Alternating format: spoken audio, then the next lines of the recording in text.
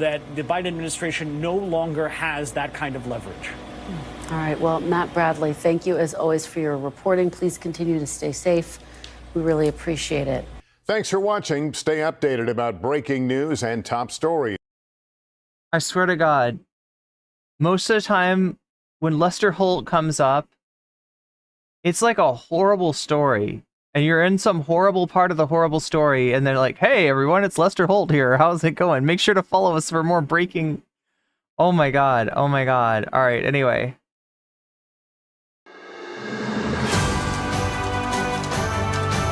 Good morning. Welcome to Counterpoints. How you doing, Emily? I'm great. You just got back from a big trip. You might be a little jet lagged.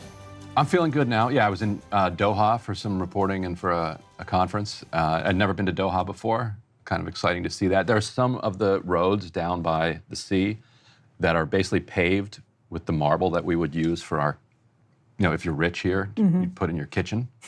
They're paving their roads with it. They're doing well in Doha. Another level of rich. They are. Really. They're another level. But are they rich enough for Ghost Energy? I'm sure some of them are. It also... Wait, is that their sponsor?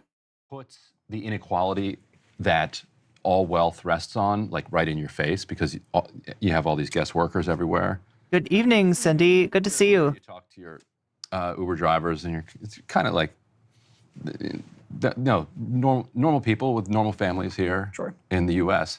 Over there, it's like, oh yeah, I haven't been back to Sri Lanka for 2 years to see my family, and I make like, pennies, $500 a month, and send it all back. Right. It's like absolutely, like, there are so many people across this world living just the most like difficult lives, and those are the people lucky enough to get those jobs. Right. Which is, it's a reminder of just what an ugly world we've developed.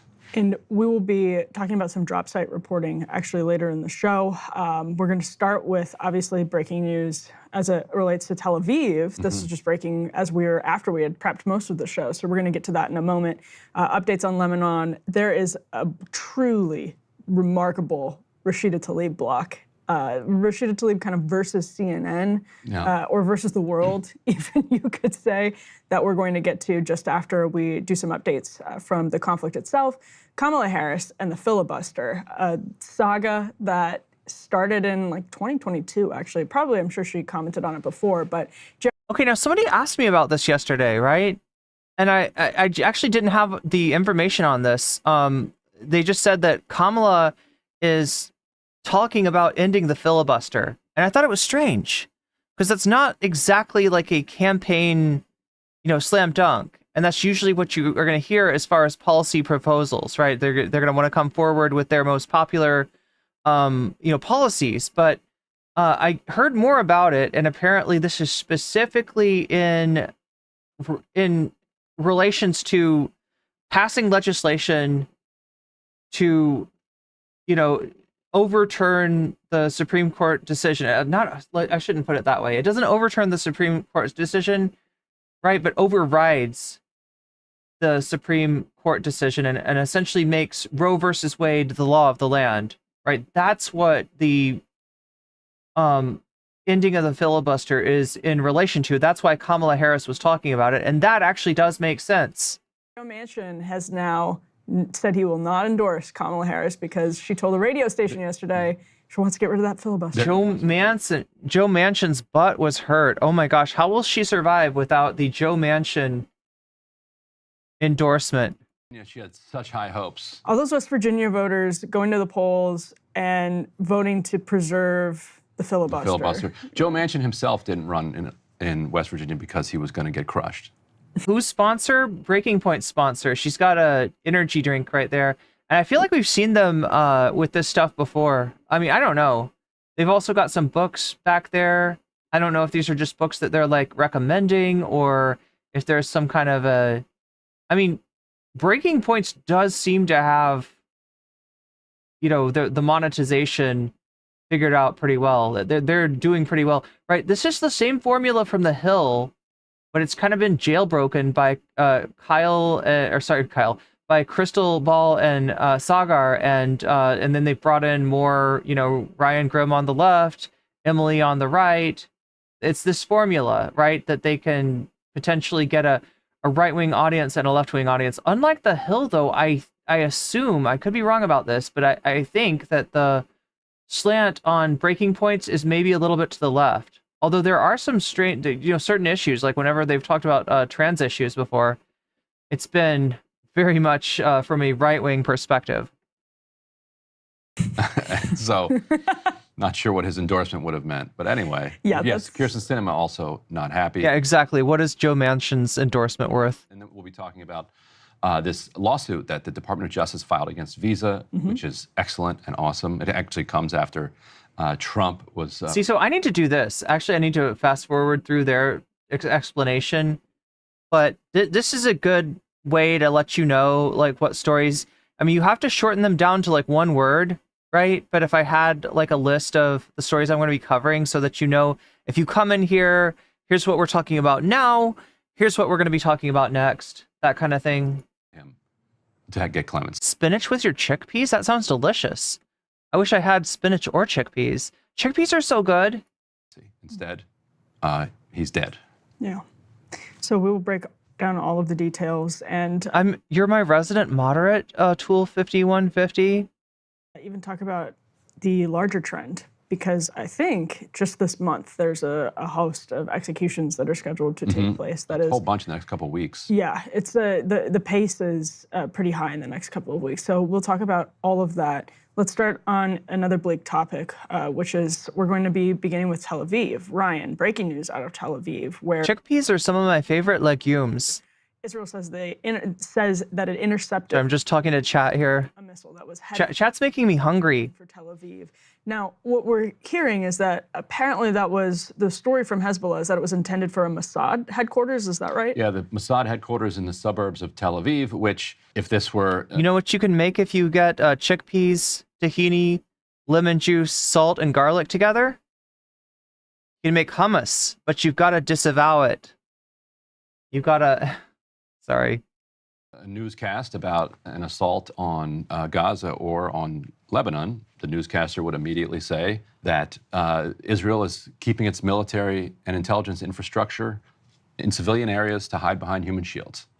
And when we see the reverse, we see how clear it is that doesn't make it okay. Chickpeas are way too feminine. Is garbanzo more masculine? You call them garbanzos? To bomb a suburb. Like, for some reason... Thrilled to be funding another attack, I know. The American public is swayed by that argument when it comes to, say, Gaza or Lebanon or anywhere else. Say, oh, well, it was in a suburb. I guess that's a real shame that they had to level all those apartment buildings and that entire civilian area or that hospital. They found a couple weapons. I was going to say, people conflate those two things. The idea of, as in this case, having Mossad headquarters in the suburbs, which is the same with the CIA, for example. A lot of those intelligence... Oh, yeah, Langley, Virginia. Agencies are out in the suburbs here. But they then might bomb Costco here. And, if you have to condemn hummus, yeah. For the Pentagon. And no casualties reported so far in this case, but people will conflate having in a densely populated area like Gaza infrastructure that's near military infrastructure with people when they're literally hiding like bombs under children's beds. Those two things are not the same. And another difference would be the actual firing of the missiles. Right. Some Hamas or PIJ will fire missiles from very nearby, like a school or a mosque or something else. But again, that's related less to, I think, morality and more to just the massive asymmetry. Like Israel has the U.S. sending, fighter jets and endless amounts of bombs and missiles and has the capacity to just launch from the air. When they go about building their infrastructure, they build their military infrastructure right into Tel Aviv. So, again, no casualties reported so far in the situation. The death toll, according to the Associated Press, since Monday. Yeah, that sounds like Hasbro coming out of Emily here. In Lebanon is 500. Some bad Hasbro at that. 64 people, that's 50 children and 94 women, according to Lebanese authorities. So, there's been also attacks from Hezbollah in northern Israel, a couple of people in a kibbutz. Some of the VO here of the... This is Beirut, the carnage, right? yeah. Well, this is southern Lebanon. Yeah, we're going to have to kind of psychotic body. Like, it's just a complete... Lebanon as a state is a complete mess. In 2006, I'm trying to remember. I feel like part of what they showed was there were cops in Israel beating up Orthodox people that didn't want to be drafted, that didn't want to, like, right, they've changed the rules around the exceptions to service in the IDF for people who have a religious objections, and there were cops beating these people up. So we gotta skip past that. Launched a little cross-border raid and grabbed a couple of Israeli soldiers, and Hasbra, yeah, exactly. And Israel then launched a massive all-out bombing campaign and ground invasion into Lebanon, which turned out to be a failure. Did not get the hostages back, and also withdrew, which again kind of raising the celebrity status in the region of Hezbollah. But then in the 2010s, there was the Syria civil war, and Hezbollah sided with Bashar al-Assad. Now you can imagine why they would do that, because they are allies with Iran. Iran is allies with Syria, and so if Hezbollah is a client of Iran and Iran's got business, Hezbollah is going to carry out that business. But that meant that they were fighting with a lot of kind of share my booze. Oh, does it look like? People say this looks like something one would drink moonshine in. Thank you for the 20 bits, Omega Star. Cannot be trusted on the website. Sunni rebels in Syria and killing a lot of Muslims. And that very much tarnished their reputation and led to a break between Hamas and Hezbollah. Like they became adversaries. They were on the other side of this. Hamas was supportive of the uprising in Syria. But since then, a little bit before October 7th, Hamas and Hezbollah had a détente and became allies again. And so right after October 7th, when the rubber hit the road with the war between Israel and Hamas, Hezbollah immediately starts launching rockets, which sends 60,000, roughly, Israelis from the north scattering, displaced back towards Tel Aviv and elsewhere. That is what is driving the political pressure to now go to war with Lebanon, to try to get those 60,000 people back into their homes who've been displaced for that long. And imagine how much pressure that puts on Israel at 60,000 people. Gaza's 2 million people been displaced for 11 months. And so in the same way that the Houthis were facing domestic problems and regional problems because of the civil war there, were able to politically overcome those by challenging Israel. Hezbollah, too, is able to overcome its problems that it had in the region by challenging Israel. It's the oldest story in politics. You got problems at home, you find an adversary somewhere else that people hate more, and everybody rallies around. Oh my God, kicks are the best cereal. The flag. And so it is in the... Sorry, chat, I'm very distractible by food right now. Domestic political interests of all of these actors, whether it's the Houthis, Iraqi Shia militias, Hezbollah, to challenge Israel. And because it makes them look like they're standing up for Gaza, which they are. Right.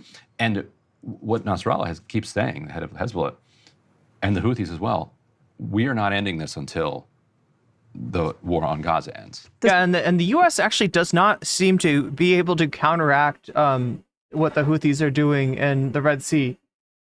Going to be my big question for you with all of that context, because the massive open question is, does this escalate? And that's been the fear since violence broke out on October 7th. I mean, where do you see this going where do you see this going in terms of how it can pour even more sort of gas on this fire? If it's good, if it's in the interest of Hezbollah. Do I like cheesecake? I mean, I don't ever eat anything. I'm not a big dessert person, but it is pretty tasty. Politically, to escalate. Does Hezbollah escalate? Are there external pressures? A lot of people would say there. So the argument from like the neoconservative camp would be that these types of shows always seem to show such a knowledge gap between the left and the right wing host. Yeah. Iran it is like a genre of show, isn't it? Orchestrating all all of this. They're puppets. Or I they're mean, like I said before, it's modeled off of The Hill, I think. sort of chess pieces in Iran's game versus the West. So it's not necessarily what Hezbollah wants. It'll be what Iran wants. How do you respond to that? So I don't think it's well, one point on that. Iran has major influence over But you almost posted a manifesto, a bacon manifesto? Hezbollah. U.S. has major influence over Israel. Both Israel and Hezbollah have their own agency as well, though, from their kind of superpower. And their own political motivations. Because Iran's not a superpower, but a bigger power. Sure. And their own political motivations. The entire military infrastructure is for fighting China or Russia, and we have nothing to combat a simple $10 drone with a bomb. True. Don't think it's in their interest to escalate. I think it's in their interest to look like they're putting up a strong resistance and continuing to put pressure on Israel to end its genocidal campaign in Gaza. Like, I think that's what works for them. They think, and Iran and Hezbollah have been very clear in kind of the signals that they've been sending and that their proxies have been putting out, that they believe Netanyahu wants a regional war to bail himself out. Yes. That Netanyahu's kind of stuck in a cul-de-sac of his own making. And what's my favorite meal? That's such a hard thing to decide. Like, I can't imagine this, chat. You're stuck on a desert island, but you're going to have plenty of food, all right? But you have to choose one meal and one meal only, right? That's such a difficult, because, right, whatever it is, if it's pad thai, if it's pho, if it's spaghetti, if it's nachos, you're going to get tired of whatever that is. You're going to want something different, right? It's so hard to pick one. And wants to just flip the table and see what happens on the other side. Like, it's not even necessarily a strategy, but it's a strategy to blow things up and live to see another day. And both Iran and Hezbollah think, if that is the thing that our adversary wants, let's do everything we can to avoid giving him that. Which is exactly what I and some other people were saying right after October 7th, that it was like, Hamas launched this attack very clearly as a provocation to bring about an overreaction that would then discredit you. On the world stage. On the world stage. And the US. And hurt your economy and flip the table and just see what happens, upset the status quo. So if you're Israel's beast. Well, and also probably out of a sense of desperation, right? You always want cooler heads to prevail. You always want a partner for peace to emerge and to find somebody on the other side to be able to shake hands with and come to some sort of a, negotiated settlement. But you didn't get that because Trump was the one running the show. Trump brings in his son-in-law. No experience in diplomacy whatsoever, no business negotiating a settlement, but it's a nepo baby choice to bring Jared Kushner into there. And again, what does he do? He cuts the biggest stakeholder, the faction that with the most at stake in the negotiations, Palestine, out of the equation, right? I mean, what do you expect to happen after that? Smart, don't give them that. But they couldn't help themselves. So there are some who think that Hezbollah has been so thoroughly degraded by the intelligence infiltration, basically. So it's interesting how in Gaza, Hamas has obviously been completely, shellacked, but Israel had to do it by destroying the entire area, and then. I'm sorry, chat. I didn't mean to laugh, but shellacked is a weird word. Shellacked is a very strange word. The last time I heard shellacked, I believe it was like Sarah Palin saying that she had taken a shellacking.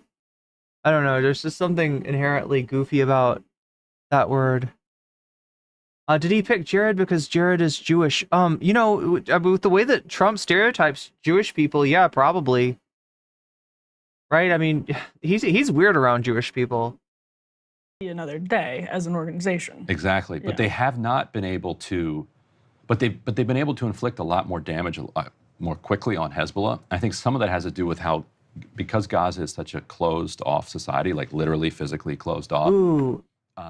Miss Katonic says Mayor Eric Adams has been indicted. No word as to whether it's part of the Diddy investigation or the feds just protecting fellow rats from the mayor. And Israel has much less intelligence Let's actually put penetration. Let's put these up on the screen. So this is A2. This is a map of where you can see the latest death toll, and look at the concentration there in southern Lebanon. If you're listening to this, a massive cluster of dots in southern Lebanon from the border with northern Israel. We also, though, Ryan, this is, I think, sort of along the lines of what you were just talking to. If we put A3 up on the screen, this is a map. Explain what we're seeing here and how it relates to everything you were just mentioning. Yeah, so this is this is a map that basically Israel putting out saying, like, it's in Hebrew. And I put it for the next one. I think we have the translation, and a bit of a translation in the next one. Basically, what they're saying is that what I said earlier, that Lebanon is a mess of a state. So this is Amichai is Israeli Minister of Diaspora and Combating Anti-Semitism, minister in the government, saying basically Lebanon is not a real government, not a real state. It was, drawn by colonialists. He talks about Sykes-Picot. It's like the amount of projection and like irony in it is overwhelming. But he says this isn't a real state. These borders aren't real, and by having these Lebanese civilians down here by this green line, it makes it more difficult for our people who live in villages up to the north to live there safely. So basically what they're saying is we need to push these Lebanese folks way up higher. Not a country. Right? And it's not a country anyway, so we can just redraw it. Like he says, So I feel so silly, right? Because whenever I am either doing a debate analysis or I'm doing a debate myself, I tend to give people the benefit of the doubt if I am like unaware. I'd never heard anything about any intention for Israel to, enlarge its borders at the expense of Lebanon. So when Lonerbox said, well, you don't think that, like, you're not suggesting, that, I was like, well, yeah, I mean, I've never, in the Tyler debate, right, I've never heard of that, so maybe Lonerbox is right, but no, they're definitely got their eyes on southern Lebanon.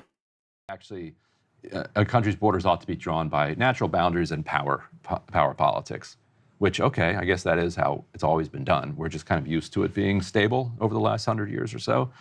What they're implying there is that they're going to, run a campaign of ethnic cleansing and clear it out of people, so that they can repopulate northern areas. I mean, that has been a long time goal of what's called Greater Israel.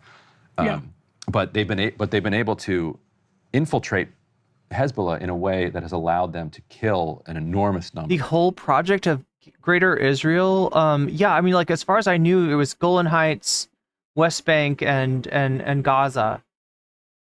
But they've occupied, the Sinai Peninsula before. Senior officials and middlemen. The pager attack, it sounds like it maimed something like 1,400 or 1,500 people. It's a fighting force of about 40 to 50,000, but its communications had been disrupted by all of the assassinations. They moved from cell phones over to pagers. Then the pagers start exploding. So, it's an open question about how much damage, has been wreaked. And so there are some people who are saying that the lack of a huge response so far is strategic, and that it is related to Iran and Hezbollah not wanting to give Israel this all-out war. There are others who are saying they've really received a massive blow, and that they don't even have the capacity, and that its supporters are kind of covering up the fact that they've received this major blow by pointing to a strategic pause, like, hold me back, hold me back. Mm-hmm.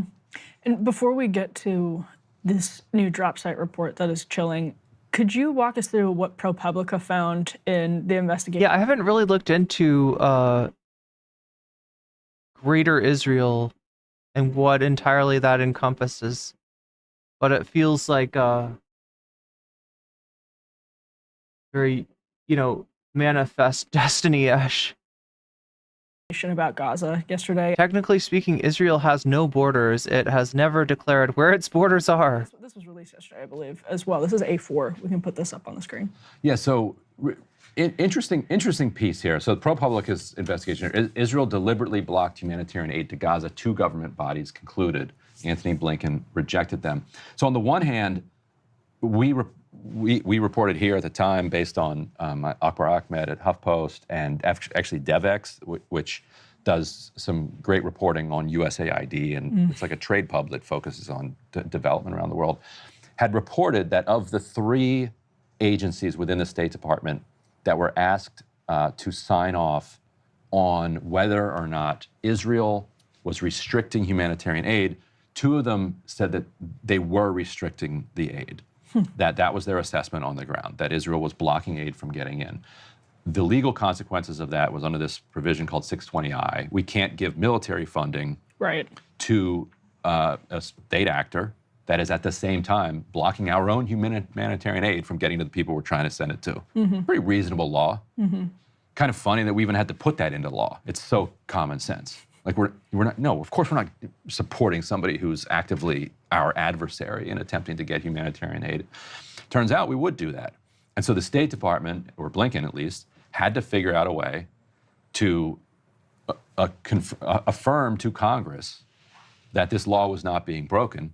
And his problem was that his people inside the State Department were telling him that the law was being broken. And what ProPublica does have that hadn't been reported before is this fascinating email exchange at the very end of its article. So if you read that piece, just scroll to the very end and it's very strange. Like their last 6 paragraphs are like awesome. The rest of it is like, we knew all this already. But go to the last 6 paragraphs and read those. But basically what happens is the top State Department official who really is in charge of moving the money, moving American tax dollars to Israel so Israel can send them back to us for weapons, is telling the general counsel of the State Department, we really need to move this money. Like Israel has bills to pay, which is also absurd. They're not paying their own bills. We're paying the bills. We're just moving it over there and moving it back.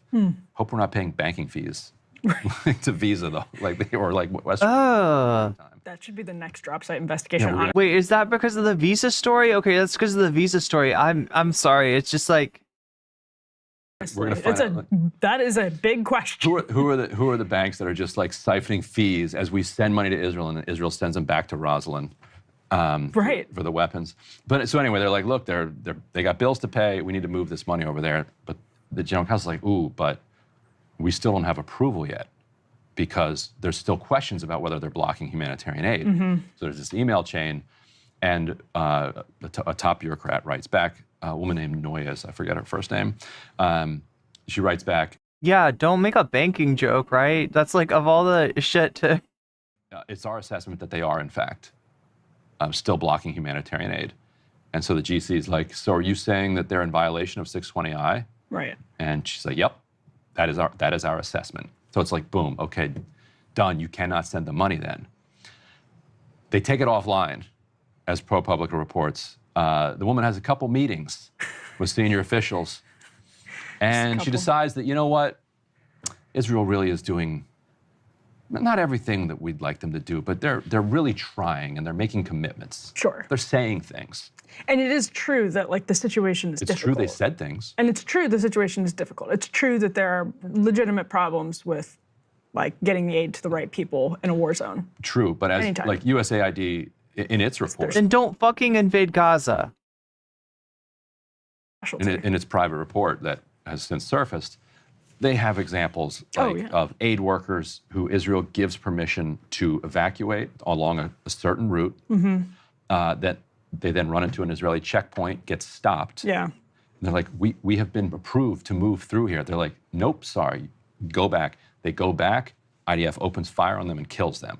So USAID is like, okay, maybe there are some challenges here to what we're doing here, but what they're doing is malicious, and they didn't use the word genocidal, but what they're doing is far beyond what is necessary. And how do you read the Blinken politics into this? That Blinken was clearly always just going to sign off on Blinken's the worst. And I guess fortunately for Blinken, a decent number of State Department officials have resigned in protest over this policy. So now he doesn't have to worry about them either. He can just the only time that humanitarian aid ticked up a little bit was after that World Central Kitchen massacre. Yeah. And Biden had to get on the phone with Netanyahu and say, you need to do better. And for several days, things were better. and then they went back to normal. Hey, if you Oh my God, this is depressing. Yeah, grab me some cereal while you're at that.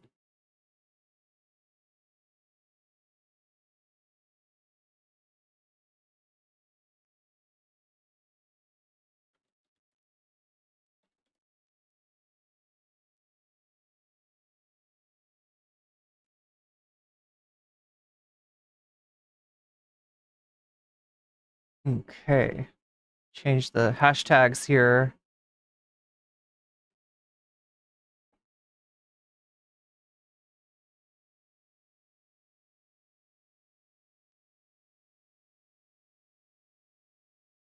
And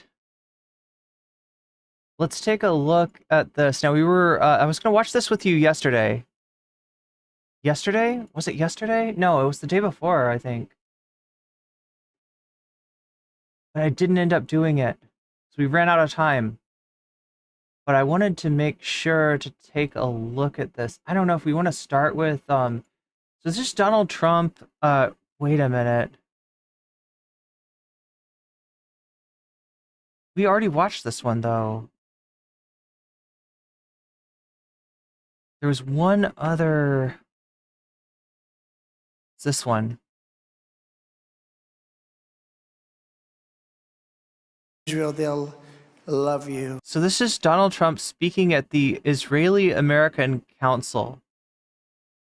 Right? He's been getting weird at different groups of voters. In this case, Jewish voters.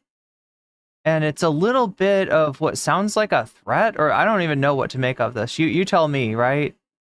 But he's mad about the fact that,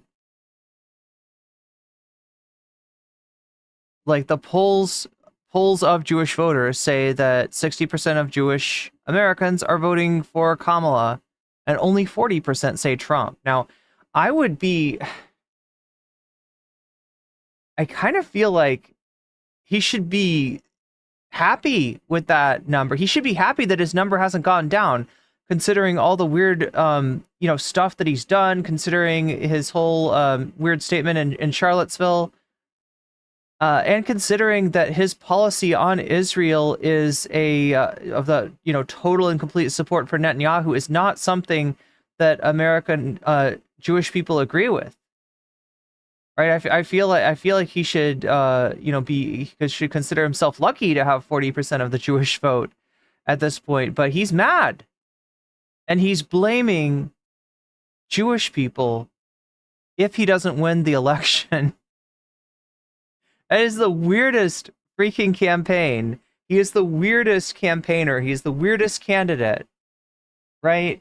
If a group isn't voting for him, he gets weird. He's also getting weird on women voters. In terms of, another group that the polls say do not support him by and large. There's a pretty large gender gap, not a ginger gap. And, it cuts this way, right, where women voters are breaking for Kamala Harris by more than 20%. Male voters are breaking for Trump, but only by like 12%. So, is there an effect of the whole manosphere mentality? Yeah, but it's small. Like his crowd size, it's small. Let's see what he has to say here. I said, things have changed. How things have changed, right? Getting weird at should be the saying for all Trumpian things. You're not wrong, BCat K. Wait, is Miriam here too? He keeps on talking to Miriam Adelson is who he's referring to. She's one of his biggest donors. She was married to Sheldon Adelson before Sheldon passed away. And supposedly she is the person who suggested moving the American embassy to Jerusalem from Tel Aviv. Kind of an inflammatory move that likely has, contributed to the events of October 7th. I'm trying to think of what else he's done that's been like at the request of Miriam Adelson. But yeah, one of Trump's bigger donors out there. Because it was so peaceful up here, but now there are freaking communist invading radicals. So I was a little bit circumspect, to put it mildly. I thought he was going to say circumcised.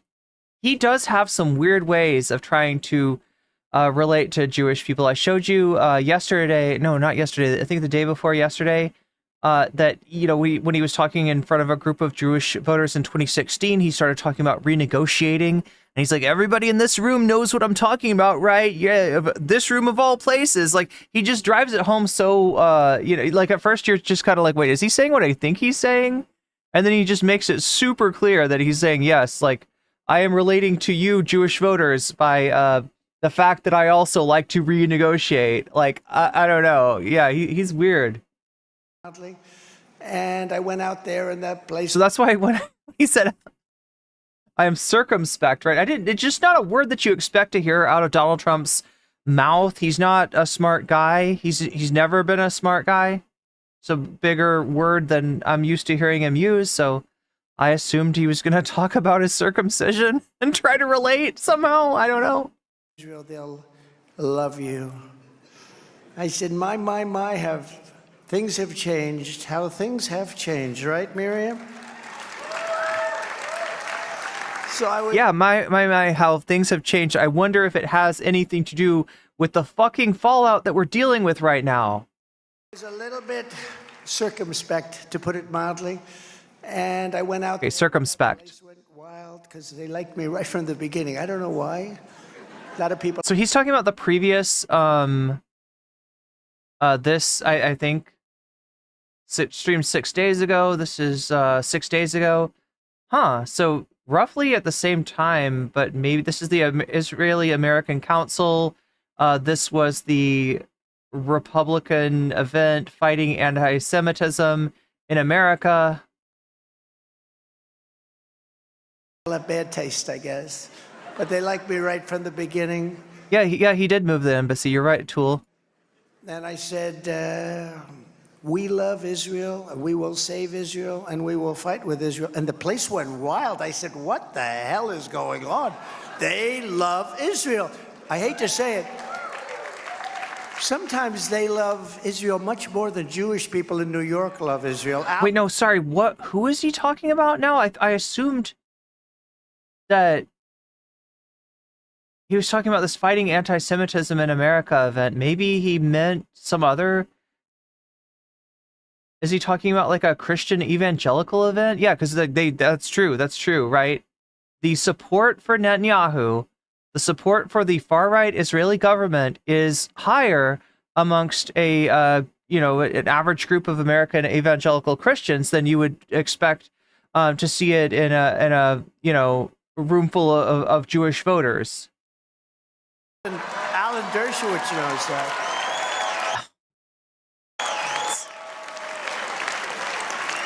Trump, your Epstein connection is showing. Don't mention Alan. They really do. It's an amazing thing, and that's when it really started, and it was incredible. But you have Christians and evangelical Christians. They love Israel so much. They don't love Israel. It's part of their end time prophecy. They have a prophecy that for Jesus to come back to the world, that Israel, like 2/3 of the people in Israel have to die, right? But first they have to occupy the entirety of biblical, Israel and Judea, and then 2/3 of them die, and then after that, the third that's left, they convert to Christianity. That is not loving the people of Israel. That is a very strange love indeed. And it's great to see that. It's great to see it. If we continue down our current path with 4 more years of Kamala, and I don't say Harris because when I say Harris, nobody knows who the hell I'm talking about. I just said it to another group. You know, Miriam has me working hard here. I have this group, that group, but this is the big one, right, Miriam? This is the big one. But don't worry, I said that to the last group also. No, she's got me working hard. But it's sort of interesting when you look at what we're doing and how important a mission we're on. If we continue down our current path with 4 more years of Kamala, Israel will be faced not just with an attack, but with total annihilation. And I hate to say it so much. It's total annihilation. That's what you're talking about. You don't have a protector. Look, total annihilation is what Netanyahu is speedrunning right now. He's destabilizing the fuck out of the region and you know, just broadening the conflict. And why is he doing it? Because while he's a war president, he can stay in office. The second that the conflict ends, the second there's a ceasefire, he will very likely not be reelected. And once he's out of office, he has, you know, not as many charges chasing him as Trump, but a lot of charges, right? He will have to face justice in Israel. He will, you know, have to deal with the courts, and he very much does not want to do that. So this is the entire world being put at risk for the sake of, you know, the far right, the most right-wing extremist president that Israel has ever had. You have a big protector in me. You don't have a protector on the other side. And I've said... So this is his whole thing, right? He's going to say this to Jewish people, to Israel in this speech. He's also, we're going to hear him say something very similar to women voters when he's complaining about the fact that, yes, you know, the two groups that do not vote for him, that you know, split for the Democrats, that split for Kamala, are Jewish voters and women voters, right? And this is where Trump gets weird. This is where Trump gets desperate. This is where Trump tries to use what sounds to me like a threat as campaign rhetoric. Long and loud. It's a weird way to handle like a group that is by and large not voting for you, to threaten them. But this is Donald Trump. This is what he's done his whole life. He's been able to threaten people. He's been able to bully people into doing what he wants them to do. And especially over the last few years, anybody who's Jewish and loves being Jewish and loves Israel is a fool if they vote for a Democrat. But this is him. This is his "you're not even black" moment. This is like, compare this to Biden saying, "If you don't vote for me, you're not even black." Beyond. This is the weirdest shit. Beyond that. He's Bidening. He's Bidening hard. Beyond that. He misses Biden so much that he's becoming Biden. If they love Israel, anybody that votes for a Democrat or Kamala, especially, because this is the worst ever. This is the worst you've ever had. This one makes Barack Hussein Obama look. He loves saying Hussein. He loves saying Hussein. Super chatted $9.99. Yo. Suburban women was a major key to his victory in 2016. That's true. Yeah, suburban women did. Did they actually break for him, or did he just get more suburban women than women at large? Either way, Davi, thank you for the super chat. Remember, if you want to make that TTS voice, the sassy British TTS voice sound, and stop me where I'm at and ask me a question, you can do that for a super chat of $5 or more. You also have the right to tell me which of these topics that you want to see. Here, I'll switch to them really quickly to show anybody that can't see. Right there, we got a donut goal. It's at 39%. It's actually at 49%, thanks to Davi. And if we hit this, if we hit 100% by the end of my stream tonight, we'll unlock extra content. What content? Well, we got Foo Fighters denying AIDS, apparently. I don't even know what this is about. We'll have to watch the video to find out. We've got Legal Eagle talking about the P. Diddy RICO charges. He's P. Diddy, you know, the indictment's not been unsealed, but we know that, you know, part of the charges are racketeering in nature. So we'll hear Legal Eagle give his expert legal analysis on that. We've got Noah Sampson versus the anti-breadtube video. Hey, they've been chasing his clout. Now he's going to chase theirs back. So we've got that, and we've got Give Me Moodang. If you just want to see more Moodang, if you don't have enough Moodang in your life and you'd like to see a cute little baby pygmy hippo eat delicious food, then you can say Give Me Moodang. You just have to let me know when you donate which of these topics you want to see, and I'll be happy to put your money where your mouth is and add your donation as a percentage to the topic of your choice, thus helping it win, potentially. Speaking of which, Davi, what is your choice?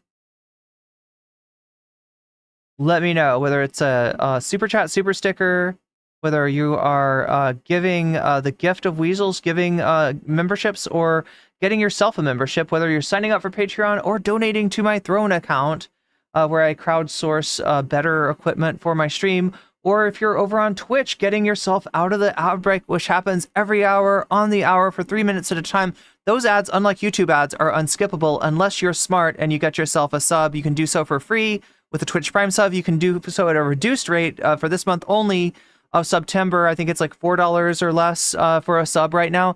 Or you could possibly be gifted a sub, although that sort of thing more likely to happen to you if you're active in the chat. Anyway, let's get back to the Trump tent. You know, I had some confusion when I stream it on YouTube and I call it Trump tent. Everybody knows what I'm saying. This is the world's biggest lolcow right now, right? This guy is just he's lolcowing hard, all right? So everybody knows what Trump, X whatever tent is, right? We're laughing at this guy, right? Twitch, they seem to think that it's like me glazing up the Donald. That I'm like, oh yeah, this is our guy, and sometimes I jokingly, say shit like that, but oh my God, no, it's fun. I have to literally explain to people, no. They come in here to like make fun of me thinking that like, oh, she loves Trump, doesn't she? Like, and I'm like, no, you got me wrong. We're making fun of the guy. That's all. Anyway, let's get back to the Trump tent. Like I said, Pygmy Hippo. Like he loved his 10% for the Pygmy Hippo. by comparison. Wait, But what is that? Oh no, I thought it was a bat at first. I think somebody's like waving a something or other in front of the camera. At first I was like, there's a bat flapping around in here. No. This is the worst ever. This is the worst you've ever had. This one makes Barack Hussein Obama look. He loves saying Hussein. Comparison. But you should have your head examined. Okay, now that's actually not true. That's actually objectively not true. If you want to know a difference between the Biden administration and what Kamala's shown, as much like she's not entirely showing her hand, right? We don't know what kind of president she will be when she's elected in November. But we can guess by the fact that she hasn't done that much to distinguish herself from Biden on this issue. And that's bad. That's bad, right? Obama was not afraid to let Israel know that the fucking nonsense that they were doing with settlements was not okay with their biggest ally, right? Obama did that sometimes. So, like I said, Obama administration, very mid, but at least on that, they knew when to draw the line in the sand. Biden, not so much. Biden is getting, just going along for the ride with whatever Netanyahu wants to do. And it looks like so far, unfortunately, that Kamala is signaling to do more of the same. Now, does that make them as bad as Trump? No. Trump will literally, Trump's opinion about Gaza is that Israel needs to finish the job, right? He's ready to green light a wholesale, ethnic cleansing of Gaza, right? So he's objectively worse, but also Biden is objectively worse than Obama. Obama had a little bit of a backbone when it came to Israel. Biden, not so much. And Kamala, if she has a backbone, we can't see it yet. She's not letting the backbone show. So, yeah, unfortunately. So he's wrong. He's wrong. You cannot compare Kamala or Biden to Obama and say that somehow, Obama is more willing to go along with Israel. The opposite is true.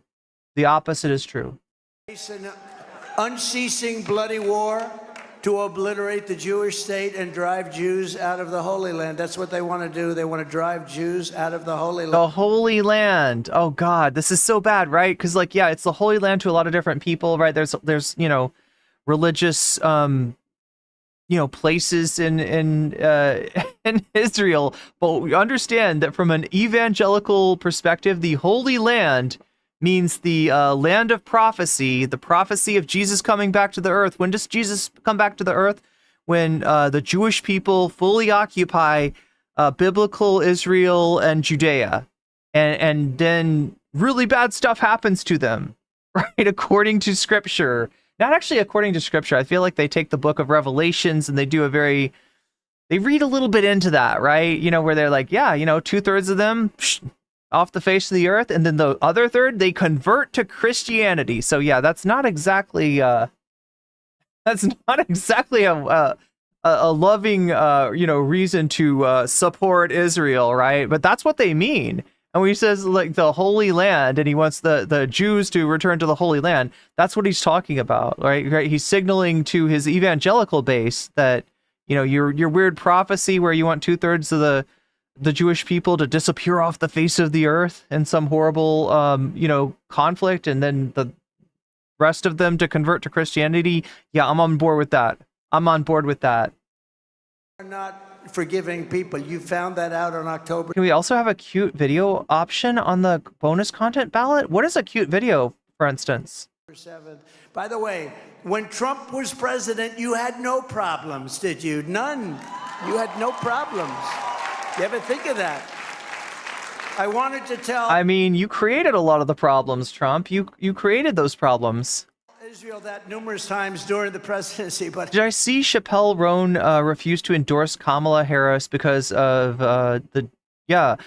No, people mistake this, right? Chappelle Roan is withholding an endorsement from Kamala because of the Biden policy on Gaza, and because of their lack of full-throated support for LGBTQ rights.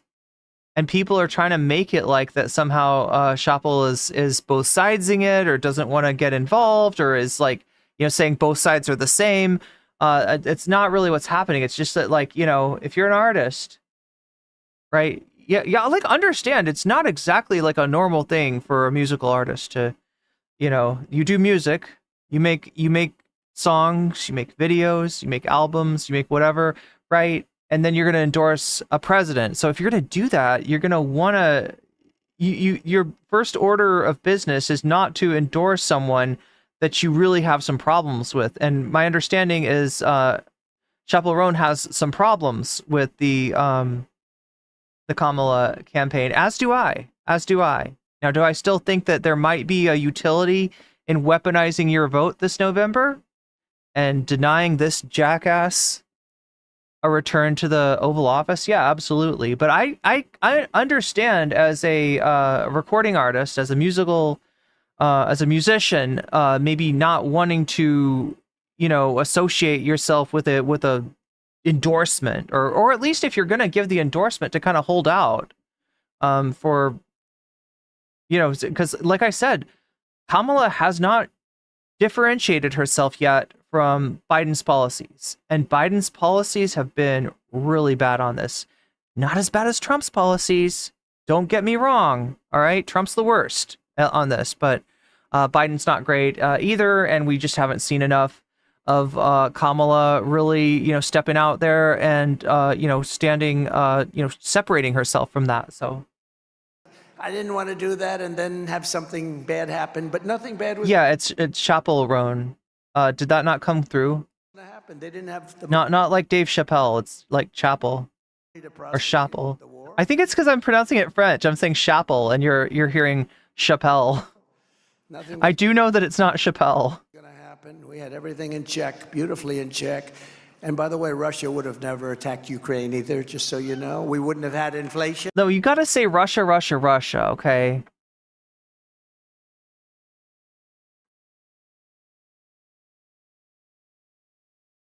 We wouldn't have had that horrible situation in Afghanistan, where we lost 13 great soldiers, where... Trump taking the dub? More like Trump risking World War III. $85 billion worth of brand new, beautiful military equipment that I bought. Beautiful stuff. I bought, and they gave it away. Beautiful. Look, let me just put it this way, all right? Fallout is a great game. I don't want to live it in real life, okay? Beautiful stuff. And Cereal break is over? Oh my God, you're making me hungry, Omega. We wouldn't have that. We left American hostages behind. Remember that. All of that wouldn't have happened. Think of it. October. Wait, oh God, yeah, the thing that you caused, right? You know, the thing that happens when you use a Nepo baby to do negotiations instead of an actual diplomat. The thing that happens when you cut, like, the party that's got the most stake in the negotiations out of the negotiations.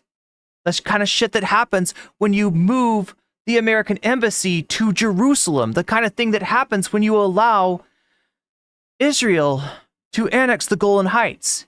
October 7th. Yes, I know what you're talking about. Would have not happened. That wouldn't have happened.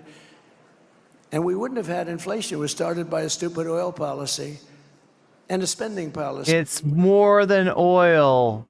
It is not about oil.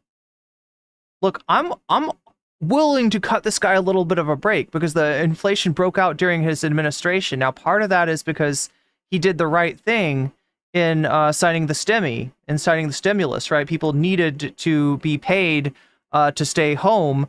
People needed an extension on their unemployment, and you got the PPP loans too. But when you put out more money into the economy, and then you have supply chain problems, which again, not entirely Trump's fault, probably due to COVID. That's when you have inflation. That causes inflation. It's more money chasing less goods, hence inflation. That's how it happens, all right? Not because of oil. What a jackass. Never had inflation, which has destroyed many families.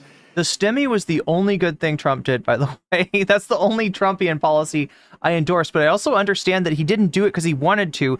He did it because he had to.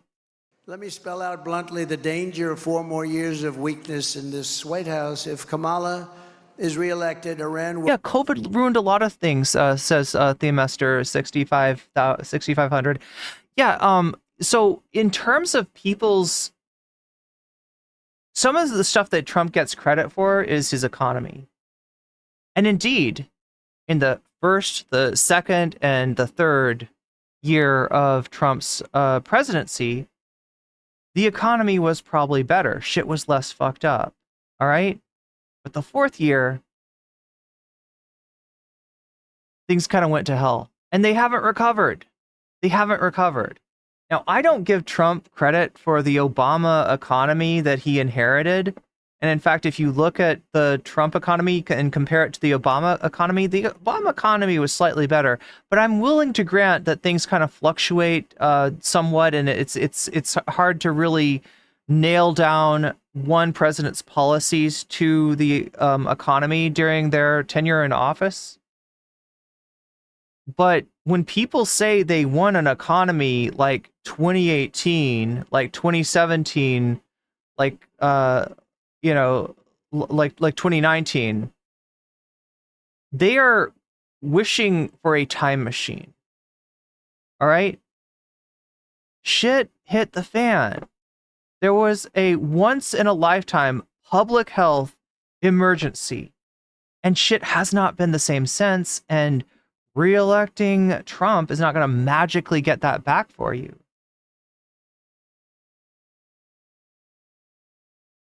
Will quickly obtain nuclear weapons. They're already about ready to do it. Okay? Talking about Iran. Yeah, you know how you could keep Iran from obtaining nuclear weapons? By not blowing up Obama's deal with Iran. Obama had a deal where inspectors were going into Iran, making sure that they didn't turn any of the processed nuclear fuel that they're using in their reactors into weapons grade stuff, right? That was achieved. Achievement unlocked, and then Trump comes in, achievement ruined, right? You worried about Iran having a nuke? This is who you got to blame for that, right? If they get a nuke, it's this guy. And you know, they were so broke, and I'm not looking to hurt it. Trump is boring, says JF. Wait, JF, you wouldn't possibly be the famous JF Garepe, would you? Anybody, but they were broke. I had sanctions. Take off your blinders. This is a hoodie. Come on, Michelle. Anybody that did any business with Iran. Wait, are you French and Trumpy? Does that exist? Do we have a French Trumpy in here? Could not do business with the United States. I told President Xi of China, if you do business with Iran, if you buy 1 barrel of oil from Iran, you're not doing any more business with the United States, and I'm going to put on tariffs of 200%. And China didn't buy anything. And other countries likewise. Likewise, other countries. Thank you. Thank you very much. Wait, what's going on here? What are they talking back to him? Did you hear what they said? And China didn't buy anything. And other countries likewise. Likewise, other countries. Thank you. Thank you very much. Something love you. Yeah, I don't think it's a protester. I think it's somebody that's a big fan. Thank you very much. Thank you.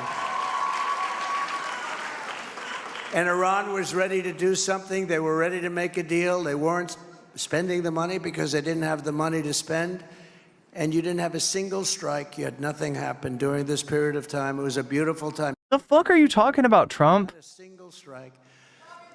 Thank you very much. Thank you. Note to self, cancel the order for 3 barrels of oil from Iran. Yeah, it's important. So Iran will...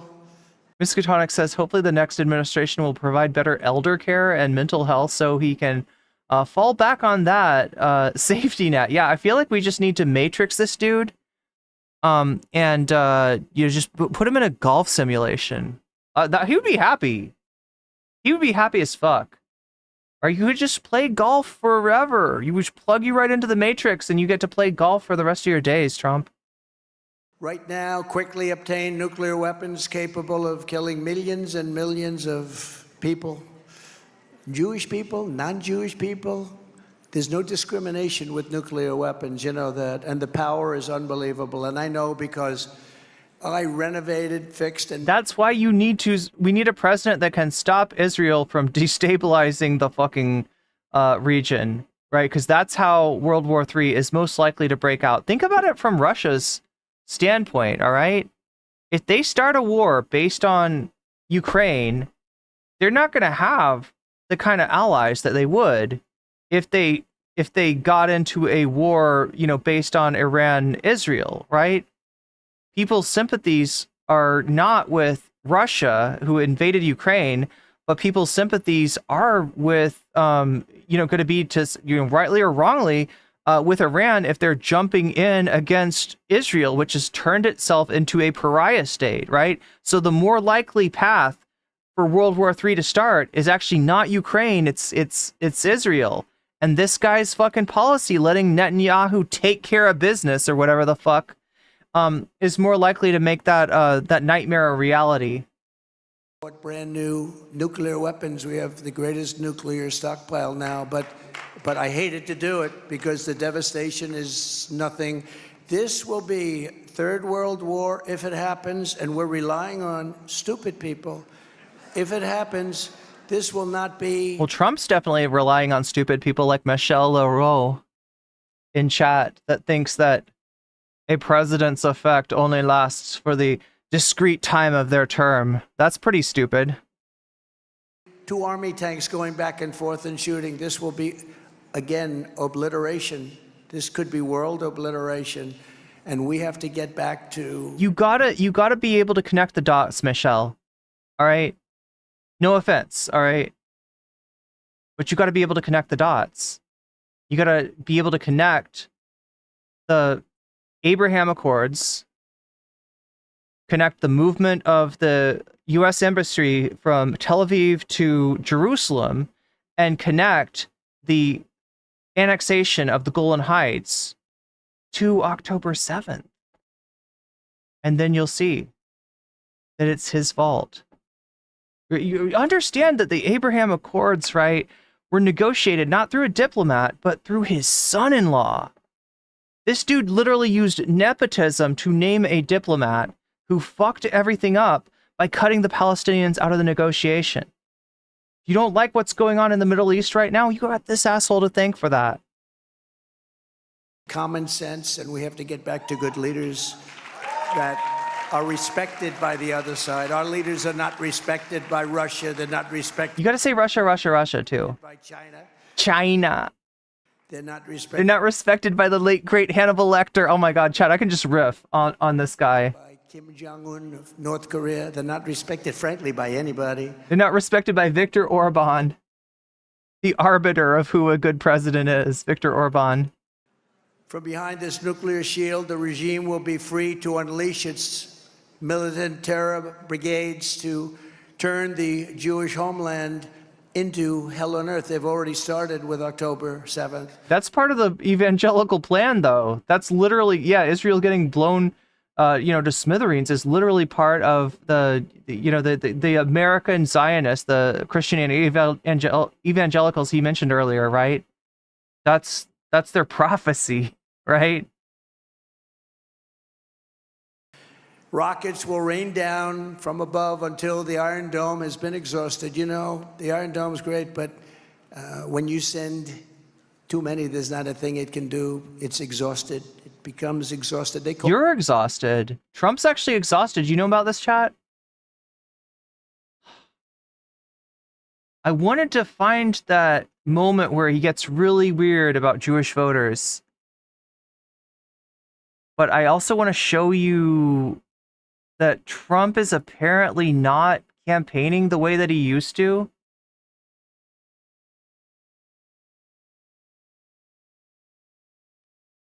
Let's see if I can find it. Oh, here we go. Oh, it's towards the end. Interesting.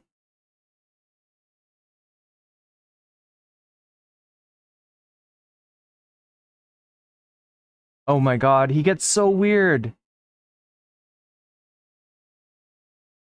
It's his attempt to court Jewish voters is so bizarre.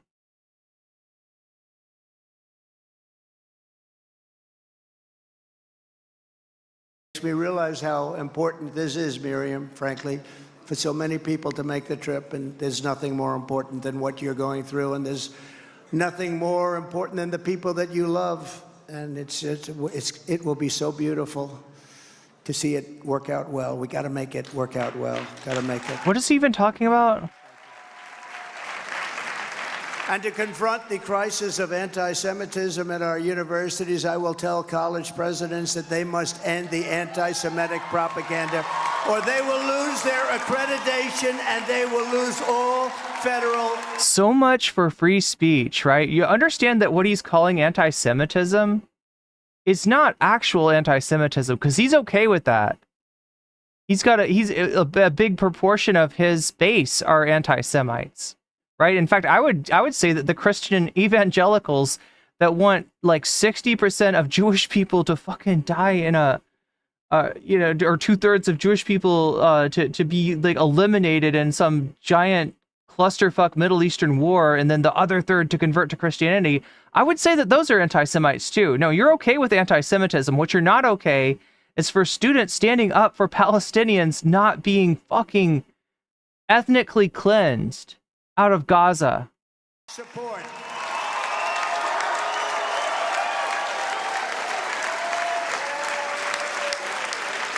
Thank you.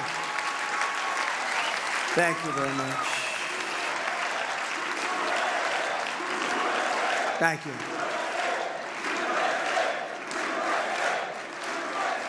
Thank you very much. This is the most important election in the history of the United States, and it's also the most important election in the history of Israel. Can you imagine that? A non-Israeli election is the single most important election that Israel will ever have. Isn't that something? With all I have done for Israel, I received only 24% of the vote, but I understood that. That was in 20. What? Oh my gosh. I was giving him too much credit. I thought it was like 60-40. He's saying 24% of the Jewish vote in 2016. 2016. And, it's one of those things. I thought I'd do much better. I happen to have a Jewish daughter. I have a Jewish son-in-law. Don't they know I have Jewish family? I have 3 Jewish grandchildren. I thought I'd do much better. I thought I'd do much better. I tried to relate to the Jewish people by talking about renegotiation. And then pointed them out. You all understand that, right? You all like renegotiation. Oh my God. Yeah, I wonder why they didn't vote for you, Donald. They only got 24%. Think of that. And then I became president of the United States and was the best president ever for Israel and for the Jewish people by far. Nobody was close. I gave them Golan Heights. I gave them the Abraham Accords. I recognized the capital of Israel and opened the... Again, you gave them October 7th, you fool. You gave them October 7th is what you gave them. ...in Jerusalem. And most importantly of all, I terminated the Iran nuclear deal. Again, you put them in so much danger. You made it more likely that Iran is going to develop a nuke. Which was the worst deal ever made in the history of Israel, in the history of the Middle East. No, it's something that Miriam didn't fucking like, and so you backed out of it. You blew up the deal. I was there 4 years. They had UN inspectors in there making sure that none of the spent fuel from the nuclear facilities was converted into weapons-grade stuff. Them billions and billions of dollars. I was the best friend Israel ever had.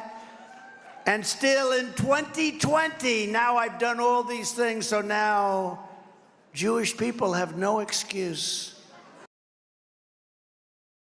Do they need an excuse? No. I got 29%. Oh my God, he's really posting his L's. I was giving him like 60-40. I was assuming that the split was like 20 points. Is the split 40 points? I went from 25 to 29%. Think of that. Honestly, you didn't treat yourselves well. What? Oh my God, dude, this is not the way to get more. This is not the way to get more Jewish votes, Trump. This is not. Terrible thing. And what made me. Yes, I know. I will show up to the Israeli-American Council and I will scold Jewish voters into voting for me. That will work. Been more upset about it is the current polling has just been announced. Now, I just announced the polls and I'm now polling at about 40%. That means 60% of Jewish people are going to vote for Kamala or... Actually, that's not what that means. Generally, when you take a poll, there's some undecided, there's some third party, especially like this, this far away from the election. We're still, more than a month away from the election, right? It doesn't mean that Kamala's got 60, but, yeah, look, I'd be surprised if he gained points, honestly. Democrat. And honestly, you ought to have your head... That must be a Rasmussen. Oh, the Jewish people ought to have their heads examined. That'll get them to vote for you, Donald. Have your heads examined. That'll get them to vote for you. Those votes may be necessary. You are stereotyping the fuck out of Jewish people. You are making the assumption that because somebody's Jewish, that they like 100% want a American president to let the most right-wing Israeli president, or Israeli prime minister, ever do whatever the fuck he wants in Gaza. That is not actually a popular view amongst Jewish voters. I'm sorry. Necessary for us to win. I say us to win because we're in this together. But who are these people? Who are the 60% that would vote? And I really believe that bad things, very bad things are going to happen. And I'll put it to you very simply and as gently as I can. I wasn't treated properly by the voters who happen to be Jewish. You're such a victim, Donald, and his victim complex is so pernicious that he just can't help himself. But basically present a scenario where he's like claiming to be gang stalked by Jewish people. That is what this guy is doing. That is what he's saying. I wasn't treated properly by voters who happen to be Jewish. Do you think that makes it better than if you just say by Jewish voters, which is actually what you're saying? But if I complain about Jewish voters in front of the, in front of this the summit, then surely my numbers will go up. I don't know. Do they know what the hell is happening? If I don't win this election, and the Jewish people would really have a lot to do. I'm like actually curious about what the actual polls are now. Like I assumed like 60 to 40 sounds, that's still a heavy split, right? The split that women are doing in terms of women voters voting pattern is about 60-40, right? That's a pretty steep split. That's a pretty severe split. I mean, there's groups that are more split away from Trump than that, but it's 20 points is nothing to it's nothing to laugh about. It's but yeah, the fact that it was 24% in 2016, and I'm curious what the split is and how much it's changed now, because I don't trust this guy's numbers. You know him.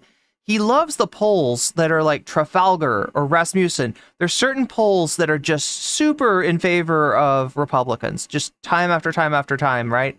And those are the polls that he looks at because he doesn't want to hear any bad news. He wants to hear the best case scenario, and Rasmussen or Trafalgar usually has that for him. So I'm wondering where he's getting these numbers. With that, if that happens, because at 40%, that means 60% of the people are voting for the enemy.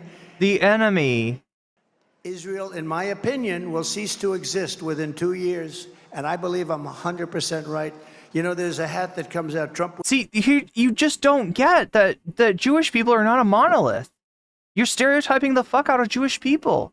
You're making an assumption of how they feel about not just Israel as a concept, right? But this particular government, which is, an outlier. I mean, so far, I guess it could always get worse. You could have, a Prime Minister Schmotrick or Ben-Gvir or something, but you're making assumptions that about Jewish people that just are not true. And this is part of why you are not doing well amongst Jewish voters. People do not like to be stereotyped. People do not like to be put in a box. Was right about everything, and I believe I'm right. And that's a hell of a thing to say, but I believe I'm right. If I do win, Israel will be safe and secure, and we will stop the toxic poison of anti-Semitism from spreading here. All over America, it's spreading. It's spreading like it's never spread before. I've never seen anything like it. You want to see toxic anti-Semitism spread? Je vous présente Twitter.com. There it is. Now, like this is like, oh, here we go. But yeah, this is where anti-Semitism thrives on Twitter. From your friend Elon. Omega Star, thank you for the gift sub to Rip George Habash. Rip George Habash, you just got weaseled. And that brings us up to a grand total of 55% out of 100%. Remember, if we hit 100 by the end of the stream, you will unlock bonus content. And what is popping off right now? It looks like Legal Eagle. A lot of people are voting for Legal Eagle. It feels like Foo Fighters has a lot of energy behind it too. I don't know. I can't tell you. Even Give Me Modang has got some energy in terms of the donors, but we'll have to see. Make sure when you donate to let me know in the chat which of these topics you want to see next. And I'll be more than happy to put your money where your mouth is, adding it as a percentage to the topic of your choice. You just need to let me know in the comments. Let's finish this Trump tin off. I've got I've got actually a few more things on Trump. Then we'll get to Mehdi Hassan. I believe it would be obliteration, and it'll happen quickly too. It's very close to happening. With your vote, we will reject anti-Semitism in our schools, reject it in our... This is the guy that invited an anti-Semite to have dinner with him. This is the guy that brought Nick Fuentes and Kanye into the White House. Foreign policy, we will reject it in our immigration system. But all of that starts with rejecting Kamala Harris at the ballot box this election. Number one, she doesn't know what the hell she's doing. That comes from the guy that just insulted Jewish voters to try to get more Jewish votes. She doesn't know what she's doing. She doesn't know what she's saying. Trump, I gotta quote you. I don't know what you're saying half the time, and I don't think you know what you're saying. I think you're brainwormed. She doesn't know. She can't do an interview. How do you think she'll do against President Xi? She can't do an interview. And I'm not even... Yeah, when President Xi does an interview with Kamala, she's in big trouble. Stupid for not doing that, but her handlers know what they're doing. You have called her stupid before.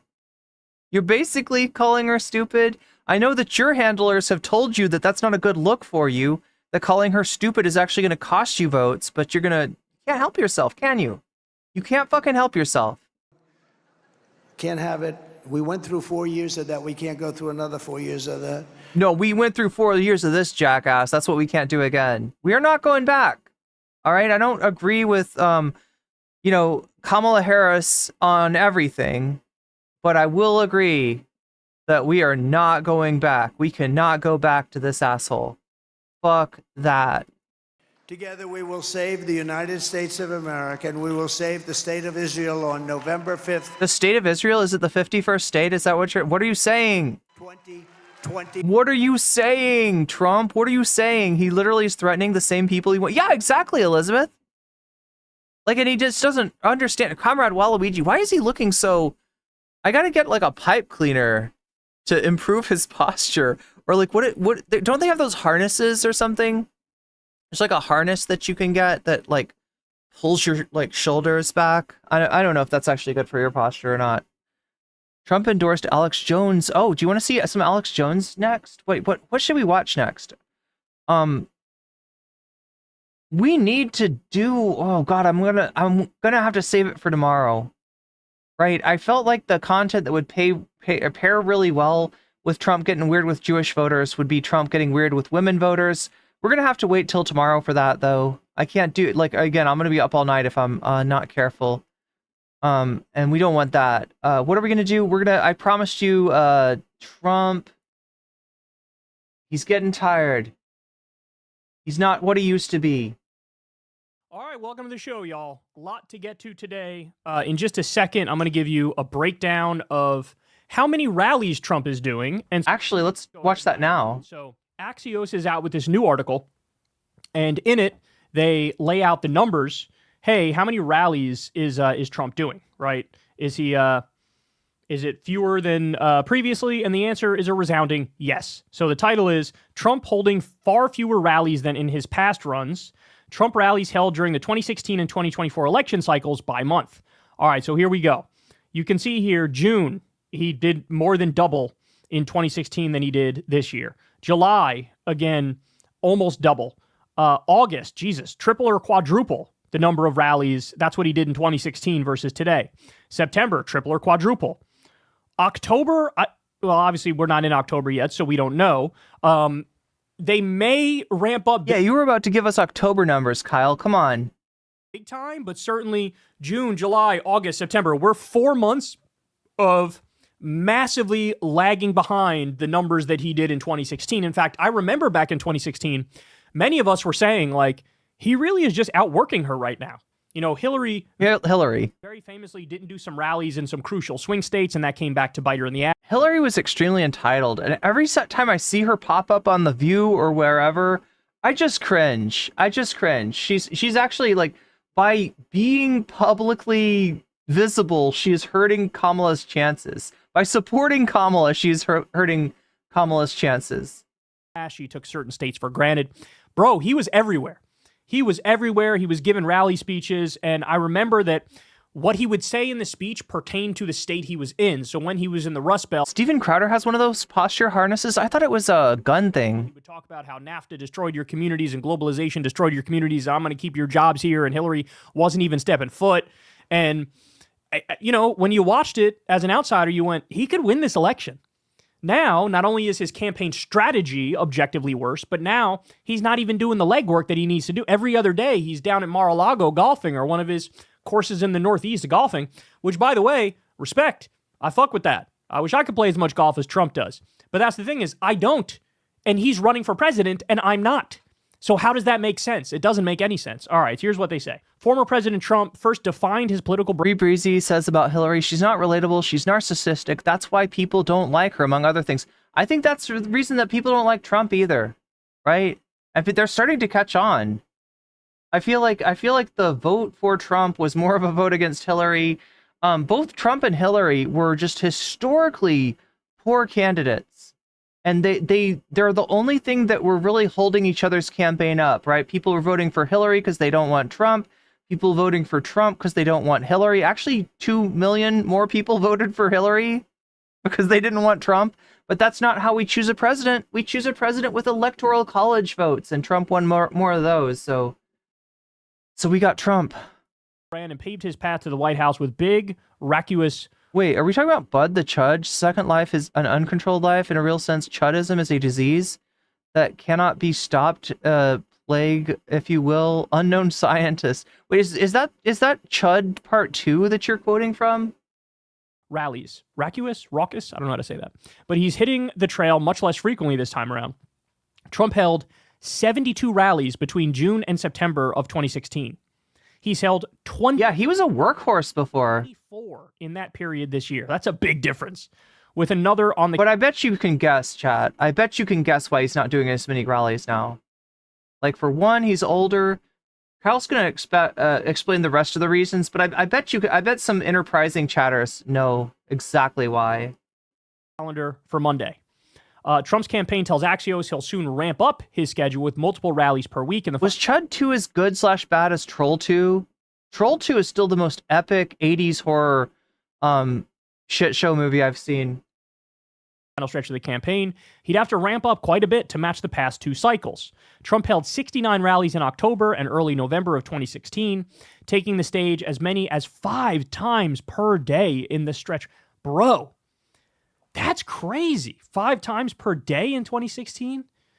Look, you got to call a spade a spade. When it came to campaigning, he was like a top 1% type guy in terms of how much he campaigned back then. He just wouldn't stop. Did someone say horse? Yeah, that reminds me, we got Fosh on the thumbnail tonight. I wonder what that means. Even with the pandemic raging in 2020, Trump controversially hit the road with 15 rallies in September and 43 over the 5 weeks leading up to the election. Yeah, his rallies, aka super spreader events. Stopped holding outdoor rallies for a few weeks after surviving a July... Silent Night, Deadly Night, part 2 was better? 95 votes, but only 56 likes? Oh, I bet we can get a better ratio than that. Assassination attempt in Pennsylvania, but resumed in late August. He held a rally on Saturday in North Carolina and has another scheduled... Davy Cliff super chatted $9.99.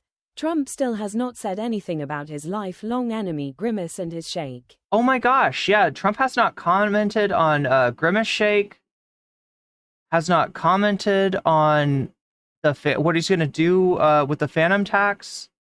There's a lot of brain rot. I think this guy just is unaware of all brain rot. Does he even mew? That's my question, chat. One in chat if you think Trump mews. Monday in Pennsylvania. So, by the way, one of the points to make about this is they were doing the outdoor rallies because a lot of the venues that were indoors, they still owed money to those venues, and they didn't pay it. And so he was doing these outdoor rallies, but then it was at the outdoor rally where there was an assassination attempt, so now he's afraid to do the outdoor rally, but he can't do the indoor ones at certain venues because they still owe the money, so it's a little bit of a pickle that they're in, and some of that may actually explain why he's not doing as many rallies, right? All right, let's continue. Yo, the only pickle he's in is the fact that his brain is a pickle. People in Trump's camp give 3 primary reasons he's hitting the road less this time. He's a known quantity, so the campaign feels less need to define him or his candidacy for voters this time around. By the way... That is cope. That has got to be cope. This is total nonsense. Like, okay, you had a distinct brand in 2016. You had a distinct brand in 2020. Now you're supposed to be bringing a distinct brand in 2024, but instead... He's Rizless. You're really not. No mewing whatsoever. You're really not. What's his campaign in 2024 about? They're eating the cats. They're eating the dogs. Like, that's the first thing that comes to mind is him smearing Haitian immigrants with propaganda from a Nazi group called Blood Tribe. What else? Like, what is defining you this time around? It's just like anger and resentment is like. I mean, what do you think, chat? How big do you think of a definer is eating the cats, eating the dogs? Also, I get a sense that the meme, right, which used to when the meme started off, it was all those weird AI pictures of like Trump's got a duck in one hand and he's got a cat in the other, and he's running away from a mass of Haitians coming up from behind trying to eat the animals, right? It was the terrible AI memes on Twitter, and now it's more the songs, right? Have I played this one yet? We played you the Mono Neon song. Let's see, eat the cat.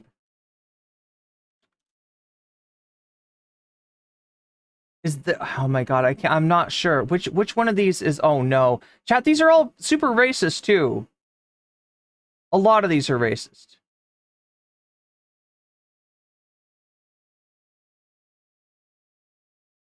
Is it this one? They're eating the dogs. The people that came in, they're eating the cats. They're eating the dogs. No, that's not it.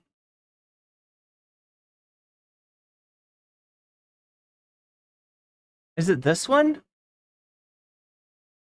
In Springfield, I think it's this one. they're eating the dogs. They're eating the cats. Wait, this is the one, right?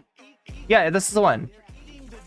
This is the one that's most iconic, I think. Like, I like the Mono Neon just because I like Mono Neon, but this is the one that's popped off like on TikTok and stuff. But here's the deal. Everybody loves these. If you are pro-Trump or you are anti, I bet the people that don't like them though are the people that just like don't like either candidate, or they don't care about politics, right? I bet if you're like that, you probably hate this shit, right? But Trump supporters and Trump haters, they're rocking to this equally. And so it's kind of hard for me to get a feel on it, but I feel like the Trump supporters, they think that everybody that's like listening to these songs is like, yeah, they're definitely eating the cats. We should get rid of Haitian people in the United States because they're eating the cats, unironically, right? And I think that a lot of people are making fun. I think more people are making fun of Trump with this stuff, but regardless. First thing that pops into your mind. They continue here. Rallies are expensive. Trump's campaign managers this cycle are keeping a closer hold on the purse strings. And number 3, he's older and more inclined to spend time at Mar-a-Lago. Damn, bro. That's the truth. That's the truth. Guys, he's just running out of gas. He's old as fuck, right? When Biden was in, Trump looked relatively young in comparison, but he's old as fuck, dog. He's running on fumes. I mean, he's basically either been president or campaigning for president for 3 fucking election cycles. That's almost a full decade of him just doing shit nonstop. I'm 36 years old in good health, and I feel like... So you say. With my much more lenient schedule, sometimes I'm like, God damn, I just want to sleep for like 12 hours, bro. So he's just older. He just doesn't have the same kind of energy that he had back in the day. And by the way, when you're his age, why wouldn't you want to be golfing every day? That's why I think we should matrix all the political candidates that are approaching octogenarian status, unless they're Bernie. Like, of course, you should just want to go golf every day and then go chill and eat a cheeseburger or eat a cat, drink a beer and lay on a beach or like. That's the old person dream, and he's subjecting himself to this nonsense. Why? Because he's. Fabi D says, like this stream, it's not propaganda. And you're bringing up relevant points. Thank you, Fabi D. That's really nice of you. All narcissism and id and ego, and he can't help himself. But his body's getting... Yeah, Fabi said like the stream, chat, so like the freaking stream. Up on him, bro. So many fewer rallies. President Trump's signature rallies remain a staple of his efforts on the campaign trail, they say. Campaign spokesperson Carolyn Levitt told Axios, adding that Trump had also mixed it up with retail campaigning and other non-rally events. Trump appears frequently on cable TV and podcasts, often from his... I mean, I'm sorry, this is cope. No, look, the podcasts are probably a good idea. I think Kamala should do more podcasts. The podcasts are a good idea, but it's a... a demographic that A, doesn't vote very much, right? The Theo Von voter, not likely to show up to the polls, but they might. And showing up on Theo Von, more likely to make them show up, right? So it helps him a little bit, but like, understand that's an audience he already has. Red pill dudes, he's not converting anybody. There's no red pillers out there. There's no podcast bros that are like, oh shit, I was going to vote for Kamala, but since Trump was on my favorite podcaster, I am now going to vote for him instead, right? But they might go from, I was going to sit on the couch, to maybe I'll go and vote for Trump, right? So that does help him a little bit, but again, he needs to get out past that like demographic. He needs to start, winning. Like, here's the problem for him. He's got more people that hate him than people that like him. And as long as those people have a credible opponent to vote for, i.e. Kamala rather than Biden, they're going to do that. He's got to win some of them over, right? He's got like more than 51% against him now, right? He needs to do more than just podcast, in other words, right? The podcaster, might get you a few votes here and there, but he's got to expand. In Florida, meanwhile, instead he's contracting. JD Vance has been crisscrossing the swing states. But by the way, I love that. Yeah, send JD Vance. That super charismatic and well-liked man will really rile up people to vote for you. I love the pictures that come out of JD Vance rallies where it's like him in a parking lot with like 6 people. That's my favorite. By the way, what I would say to Kamala is, you guys got to utilize Tim Walz more. Like, to be clear, put Tim Walz out on the campaign trail and put Kamala on some podcasts. Walz is doing a bunch of rallies, and that's phenomenal. But get him on cable news. Get him on cable news. The guy knocked it out of the park every time he did a cable news interview. Omega Star says, I think Swifties will move the needle. You need to get him back out there. You just have to do it. Your numbers will go up and up and up. The Harris campaign has needled Trump with suggestions the magic is gone from his rallies with smaller crowds that dwindle as he speaks. That's objectively true. In the statement, Levitt claimed his rallies during this election cycle have been bigger and better than before. That is not remotely true. Guys, when Kamala said people are leaving his rallies early, that's literal. There were videos of people leaving his rally early. Now, you might say, hey, maybe it's because it was, 100 degrees outside in Arizona and whatever. Fair enough. You could come up with whatever excuses you want, but Trump was... I feel like we might even have some... Do we have time for this, though? Yeah, wait. Kyle did this, too. Wait, this is what he's talking about. Sorry to be spamming you with Kyle Kalinske, but he's got these stories. All right, welcome to the show, y'all. A lot to get to today. All right, let's see. We've now turned to... And later on, Laura Loomer loses her what? at the Republican Party. Gee, I wonder why. Well, oh wait, it's the same thing. Oh shit. Matt Gaetz got some. I thought this was a different video. I'm sorry. I think he's got something about. Does he have the video? Maybe I saw this on like Midas Touch or something. But there's more shots of people leaving the Trump rallies. This actually is a real phenomenon. Bro yaps. And people don't stick around for it.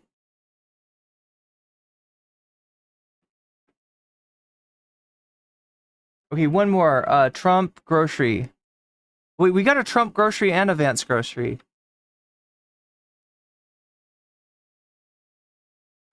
Oh, this is so good. No, I want the whole grocery. Does Forbes only have like 5 minutes of this? All right, let's take a look. She gets in, the whole place is going bust. And I'm talking about not only your store, I'm talking about the whole country. Thank you. I'm going to see you at 7 o'clock. We're doing a big speech. Mr. President, today went really well. It seemed like a lot of farmers that were there. Everybody was super touched by what you had to say, just opening up the table to be able to talk to them. What did it mean to you to be out there, and even the journey up to here, just seeing the land their land as you're traveling? Beautiful, and the crowds. What about the crowds? Did you see outside? I bet you've never seen a crowd like that. We tried to keep it quiet. That didn't work. I'm so honored by the crowds. We're talking about thousands of people, and you people saw it. This group over here, I've never seen anything like it. In a beautiful but small area town. I think that when you look at what's happened to this state, when you look at what they've done to the country. If people care about Haitians, they should also oppose their inhumane treatment by Biden and Kamala. Yeah, and they should learn something about the history of Haiti and how the Haitian people and the country has been mistreated by the entirety of the Western world, has never been forgiven for being the only country where people that were enslaved overthrew not only the colonial power, but the slave owners. With the border, millions of people coming in from prisons and jails, from mental institutions. And I swear to God, it's like the Western world will never forgive them for that. From insane asylums. Yo! Terrorists pouring into Giant Alf emote. Damn. our country. And you see it all over. You see what's going on in Ohio. You see what's going on in Aurora and Colorado. The mayor, they don't know what to do. Nobody knows what to do. They're being invaded by very tough people. Many came out of jails. Many came out. Is he talking about Ohio here? He's talking about Invaded by very tough people. Mayor, they don't know what to do. Nobody knows what to do. They're being invaded. You know what they need? They do know what to do. They need you to stop lying about people eating the cats and eating the dogs, right? Because you're causing the people, all the people there, to be living in a much more dangerous situation. But particularly, Haitians with temporary protected status, because the United States has fucked up their country to the point where it's not safe there. And there's the difference between Kamala and Trump. Look, like I've been saying all night, and like I always say, I'm super disappointed in the Biden administration and in the Harris campaign. But the difference is that they're, providing temporary amnesty, whereas Trump's threatening to kick these people out, literally saying send them back to Haiti, right? There's a reason that they left Haiti. And it's because it's not safe, and it's not safe because of the United States. It's because the United States will not let the Haitian people choose their own president. They are insistent on imposing a president on Haiti. And for that reason, the country has been unstable for a very, very long time. And this goes back. This is historical. People. Many came out of jails. Many came out of gangs in Caracas, but from all over the world. Caracas, Venezuela, crime is down 70% because they took their criminals out of the town. They took them out of the town. They took them out of the cities, and they moved them into the United States of America. Think of it. You really have to think this, because you really have to think of it. The late great Hannibal Lecter, folks, he's coming to your town. He's coming to your city. They took him out of Venezuela. They took him out of the asylum. That's what asylum means. Right? He's back to this shit again. He's back. He's literally back on his bullshit. But I'm saying it now. But this time he's saying it in a grocery store. This is what makes it super weird, right? On live television, they come out of jails, prisons. There are a slight difference. One is tougher than the other. They come out of mental institutions, insane asylums, and they're terrorists, and they're traffickers in women. They're traffickers in drugs and in children. Again, Venezuela, a country that Trump did a lot to destabilize. And they're dumping them, they're criminals. They're dumping them into our country, and they're taking over our towns and cities. Look at New York, look at Chicago, but look at the small towns. We can't let this happen. They are ruining our country. We can't let it happen. I'm in this beautiful town. We saw so many nice, incredible people. You can't let these, they have AK-47s, they have better equipment than some militaries have. We have to get... Yeah, like your supporters?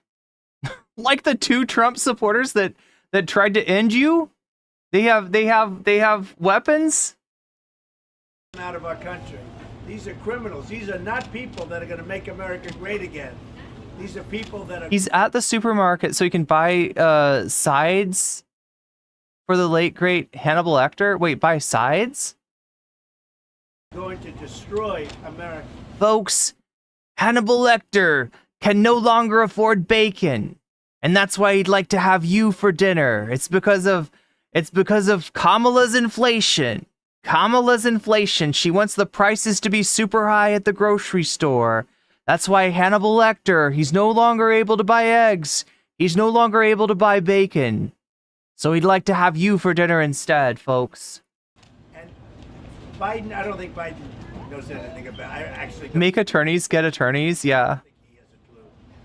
But the MAGA. radical left that are controlling our country right now, they're destroying our country. And we have to get those people out of here. We have to get criminals out of the United States of America. We can't have it. Thank you very much. Mr. Trump, do you think you'll do another debate? I've done 2 debates. He's running. He's President Run Day. Chat, it's President Run Day. It's President Run Day. He's too scared.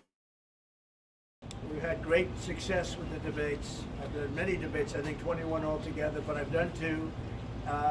Had Biden, and after that he had to drop out. He shouldn't have dropped out, to be honest. You miss him, don't you? Be real. Be real. You miss him. He got 14 million votes. She got none. She's like, let me pop a picture of this. You're taking a picture of Trump's ass? No, I didn't notice this before. Chat, why is she taking a picture of Trump's ass? Trump's rump. Dropped out.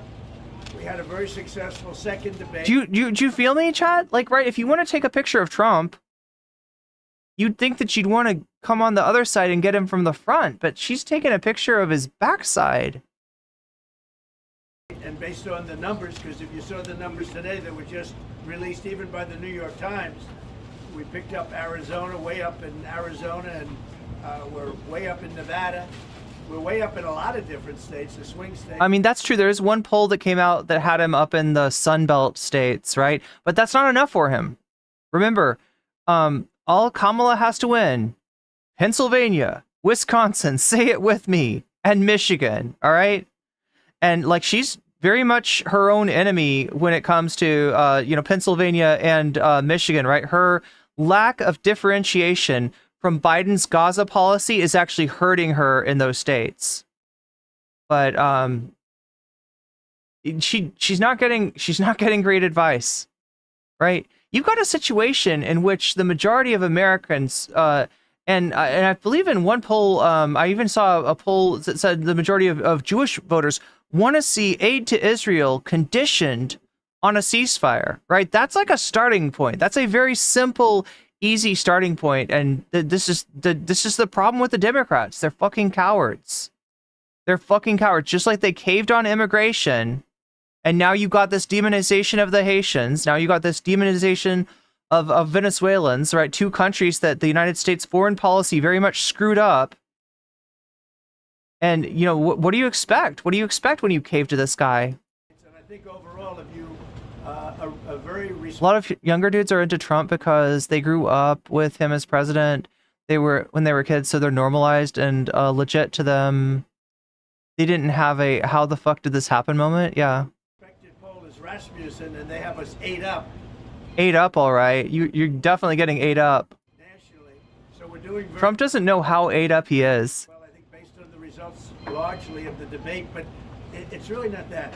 It's based Wait, the debate? You think that? Oh yeah, that was a great debate for you, buddy. That was wonderful. on the fact that this woman is not capable. She was on Oprah, and she couldn't answer the most basic question. We've gone through 4 years We didn't cover the Oprah thing. I'm not sure if I can. I'm worried about getting copyright claimed. of that. We're not going to go through another 4 years of that. You probably got a shot of she got a shot full of a full diaper. She couldn't answer any questions that She doesn't have time to take the pic because she's working. She just wanted to show that Trump is at her work. nobody knew. No, she wanted that bussy. Hellfire Hydra, don't ruin this for me. She wanted that bussy. She was even talking about, and she didn't know what she was talking about. She wanted that trussy, okay? She wanted that trussy. We had had 4 years of that. Our country has gone to hell. Inflation, crime, look at the crime numbers. And this lightweight, David Muir, corrected. He's so butthurt about the debate. He's so butthurt about the debate. When I said our numbers are through the roof. No, they're not. That's literally bullshit. And today, the crime numbers got... He doesn't understand. The FBI's not reporting the real crime numbers. There's a conspiracy against me. I'm being gang stalked. This is basically Trump's whole fucking campaign is his persecution complex. Like, right? He might as well just come on and be like, I'm being gang stalked by the deep state. They're very bad. They're very bad. And most of and the Jewish people don't appreciate me like they should. Just released, and they are through the roof, higher than I said. He corrected me. He said, no, crime has gone down. Only a stupid person would say... Only a person that can read the statistics would say that crime has gone down, because crime has gone down. Right? And it's been a trend. It's not a new thing. Crime's been going down, right? If you look at the crime statistics from the 70s and the 80s, they were way higher than anything more recent, right? You did see a spike in crime after the lockdowns, and then it came back down. Sorry, Trump. I know you want there to be massive crime. I know you want immigrants to be this huge problem, but it's just not fucking true. That's not real. That's a distraction. That is you trying to blackmail the American voters, and it's not going to work this time. We're not going back. We are not going back. All right, do you know who else is not going back, though, chat? This guy. Alex Jones. Alex Jones also. Wait, do we want to watch more grocery content?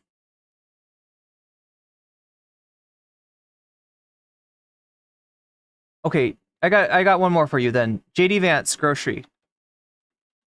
Let's check this out, because I'm going to bust him. Oh, looks like Economic Times has already beat me to it. They've already busted him. I saw the majority report. Wait, blaming Harris. I just want to see the raw video. I need the raw video of JD Vance. God, everything is them busting him. Jesus Christ, this guy's like going to lose the campaign for Trump.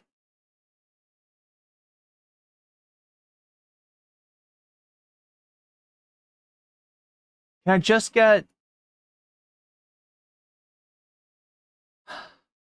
the accident? Are they really calling this an accident?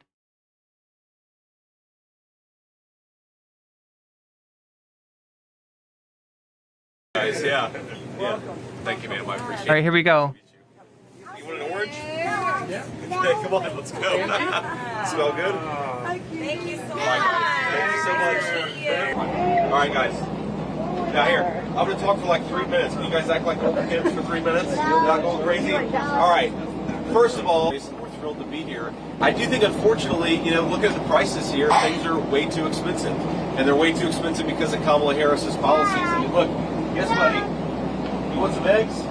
Okay, now first I want you to look at the prices behind him. Can anybody read the prices?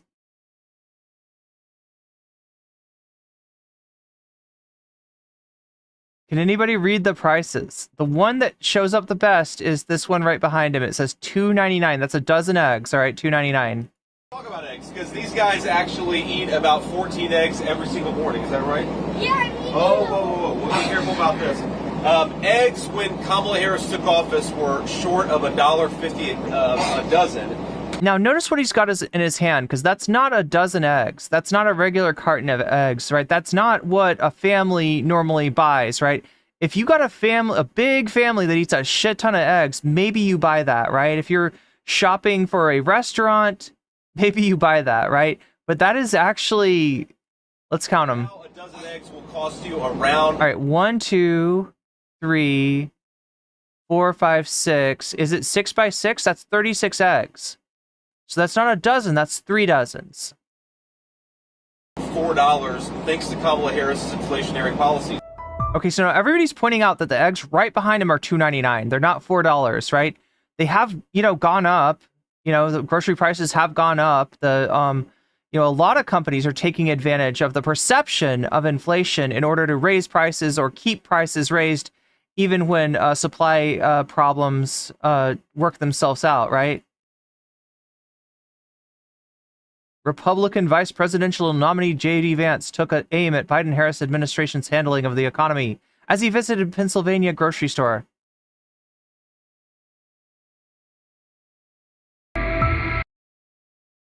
Stay off the music, because the music always... Okay, so holding up a container of eggs, Vance claimed that a dozen eggs cost roughly $1.50 before Harris took office and now costs $4. Now, they're going to concentrate on this, right? And you can see he's wrong, right? It's actually $2.99, so it's $3. But you could say, yeah, well, you know what? He got the dollar amount wrong. But I want to show you why he's saying the price of the dozen eggs was closer to $3 in July, and the price right behind him, too. But I want to show you why I think that he...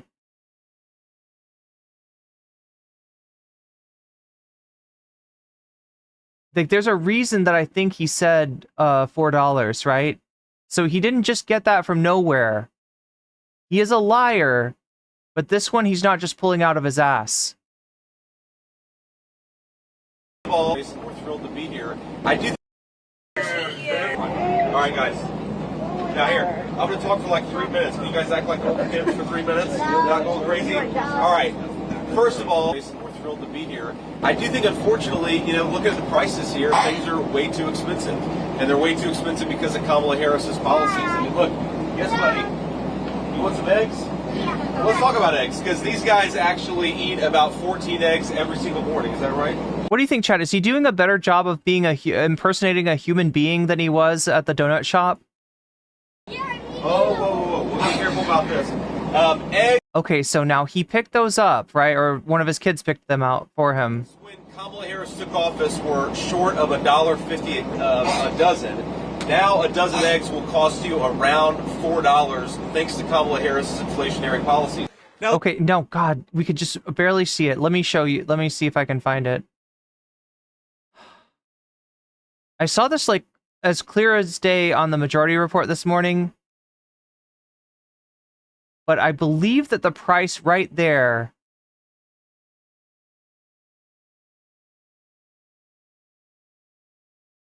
Oh, God, you can see the price, though. You can see the price, right? So he's got 3 dozen eggs. And I think the price was like $4. You can see it like down there. Wait, let me unpause. I can't tell. Is that $4.99? My God, I just want to be able to see it. When Kamala Harris took office, were short of $1.50 a dozen. He's kind of standing in front of it, chat. Anyway, I can't prove it to you, but the eggs that he's holding, like, they're either $4, in which case the price per dozen is actually $1.33, which is cheaper than he said they were when Kamala took office, or they're $4.99.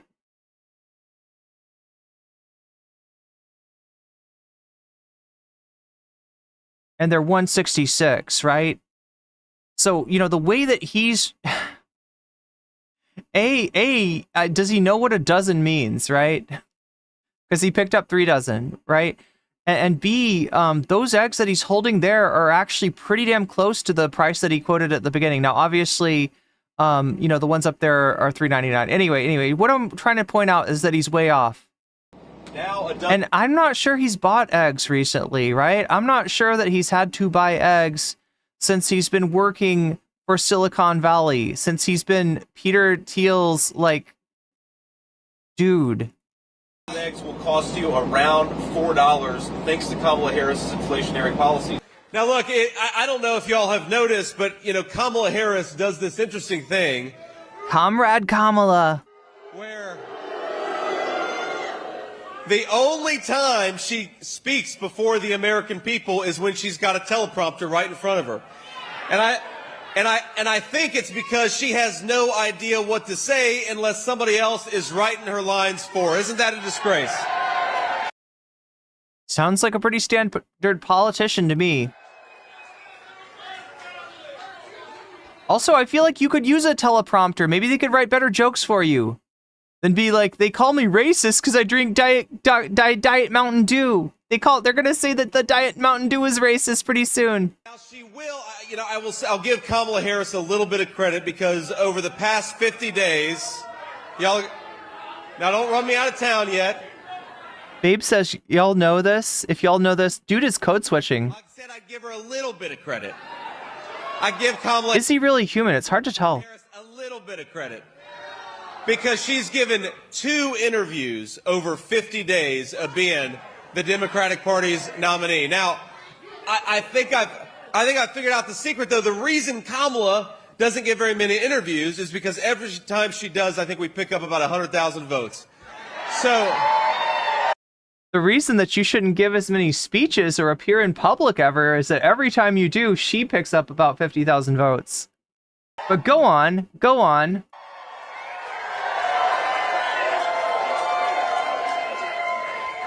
So I guess Kamala's attitude is better hide from the American people, but Kamala Harris, there is no hiding from the wisdom of the voters of Pennsylvania. Yeah, Several Wolf says that that's a Vance dozen, right? Which is 36. Rather than a baker's dozen is like they throw in an extra one.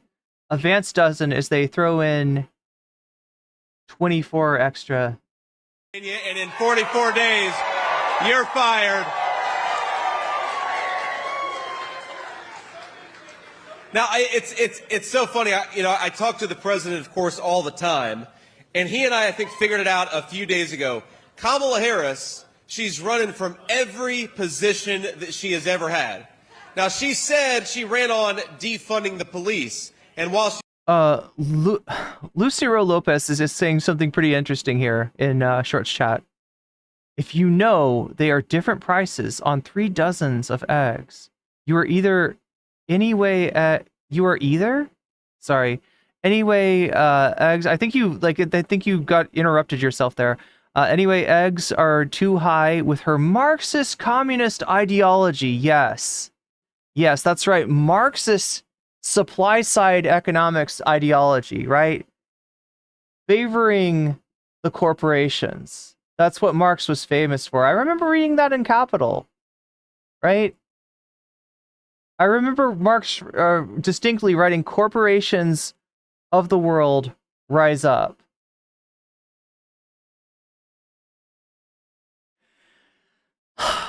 I'm sorry, Lucero, if you were any more backwards, your ass and your head would switch places. She's been vice president. There's been no vice president in this country's history who's more anti-law enforcement. But now she says she didn't mean it. Now, 3.5 years ago, Kamala Harris said that she wanted to ban fracking. And how would that go over for the workers of Pennsylvania? Not very well at all. But now Kamala Harris says, well, she didn't mean it. Yeah, we live in a very backwards country, don't we? We don't want to breathe clean air. We don't want our grandchildren to survive. Let's frack the fuck out of the earth. Hump the earth. Drill, baby, drill. 3.5 years ago, Kamala Harris suspended deportations. She stopped Donald Trump's wildly successful Remain in Mexico policy. And she radically increased asylum fraud in this country, opening the southern border and flooding communities like this one with deadly fentanyl and a lot of crime. But now, Kamala Harris says, no, I didn't mean to do that. And she cleaned up Trump's fuck-ups, right? When he raised sanctions on Venezuela, he destabilized the country. And people from Venezuela got temporary protected status because we did that to them. Just like we fucked over Haiti. Just like the United States will not allow Haiti to have its own president.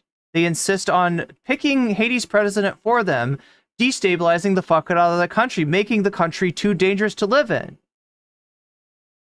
And again, right? This is not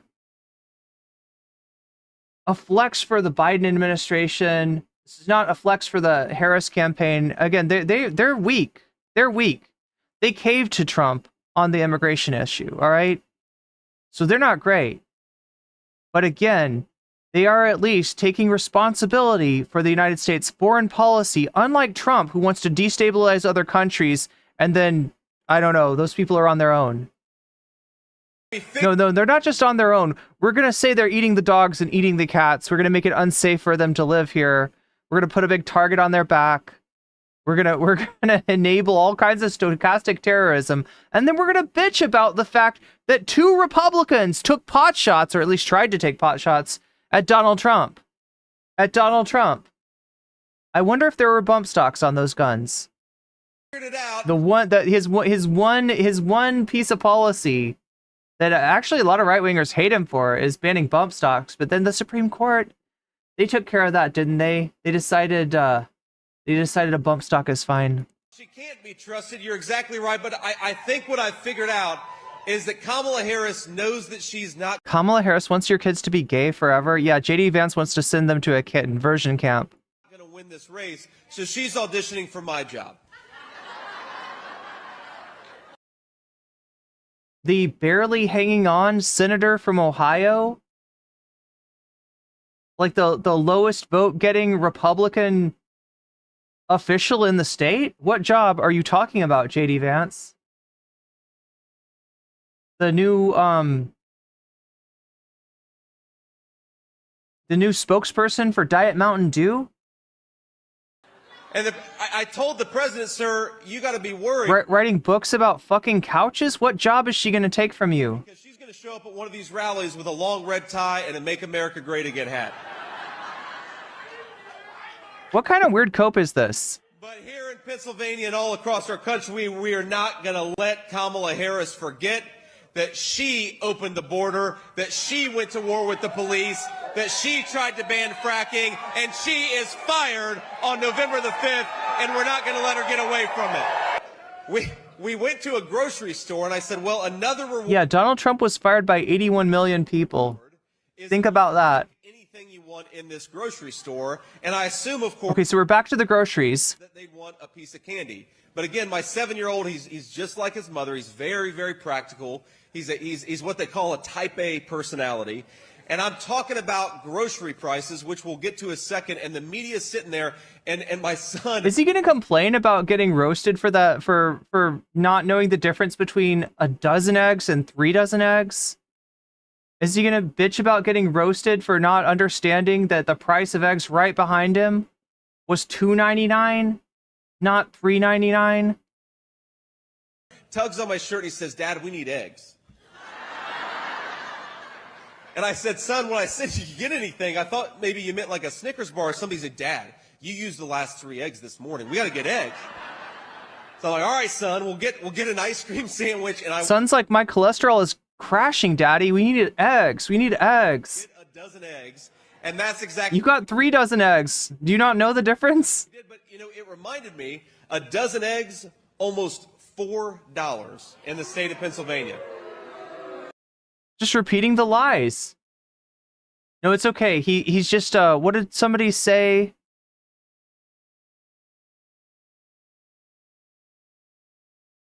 He's just creating stories, right? You just you sometimes have to create stories. You know, when Donald Trump was president, you know what a dozen eggs cost in this country? About $1.50. In the state of Pennsylvania. Do you want to know what the dozen eggs costed under Obama?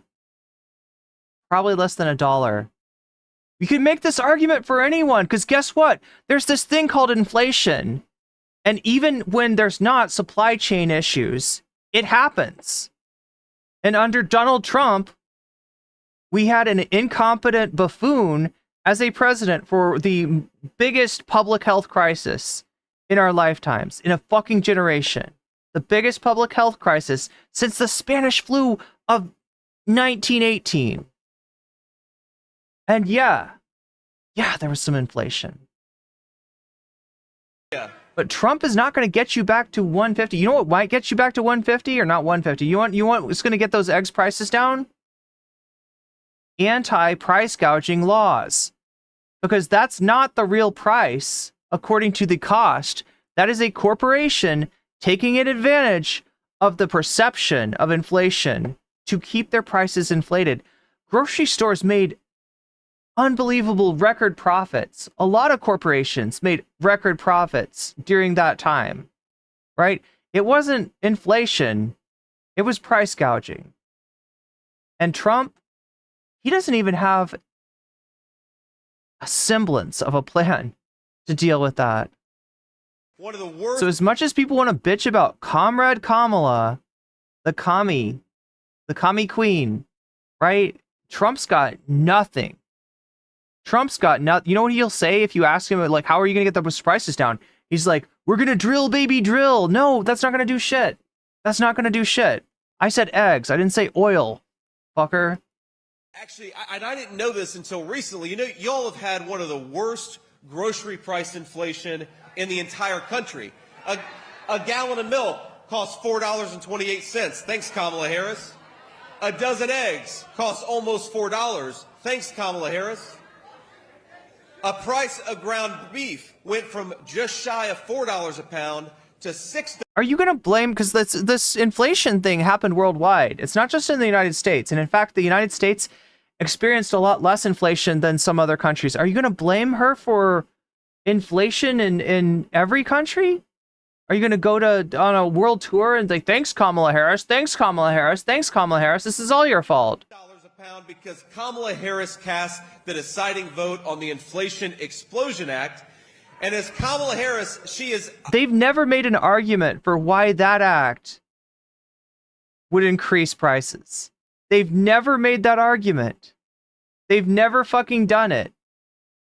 They're just saying the Inflation Reduction Act is actually increasing inflation. I guess you're just a meme candidate, aren't you? Right? But your memes are blowing up in your face. Whether it's eating the cat, or a racist Diet Coke, or you fucking a couch. Those memes are cutting back on you. This isn't 2016. There is no more Pepe. There is no more Keck. There is no meme magic on those image boards that's going to help you this time. You know, my friends, I haven't been in politics long enough to be as shameless as Kamala Harris and stand before the people of Pennsylvania and America and say... Lockjammer says beef prices are high because Republicans allowed the industry to become monopolized. On day one, she's going to tackle the affordability crisis affecting American families. You don't have a plan for that. You don't have shit for that. The only thing that Donald Trump has ever done is change the fucking subject to either drill, baby, drill, or to... immigrants. How the fuck are you going to say that immigration is making the prices high? Kamala, day one was 1,400 days ago. What the hell have you been doing that whole time? Serving at the pleasure of the president, because she's vice president, not president, you fucking dunce. Can you imagine this guy in a dunce cap? Because I feel like it would fit really well. I feel like it would fit really well. Do you know what your job is? Do you think that you're going to go in there and you're going to set policy, JD Vance? Because if you do, you're not going to last very long as vice president. I don't know if you know about this, but the last guy that had your job, Trump had his followers trying to hang the man, all right? Trying to fucking kill Mike Pence, right? You better not take the spotlight from him. And indeed, like, as a vice president, it's a ceremonial job except for one thing. Casting the deciding vote on a tie in the Senate. That's what the vice president can do. The other thing the vice president can do is whatever the fuck the president tells them to do. Because again, they serve at the pleasure of the president of the United States. You don't understand the job that you're applying for, do you?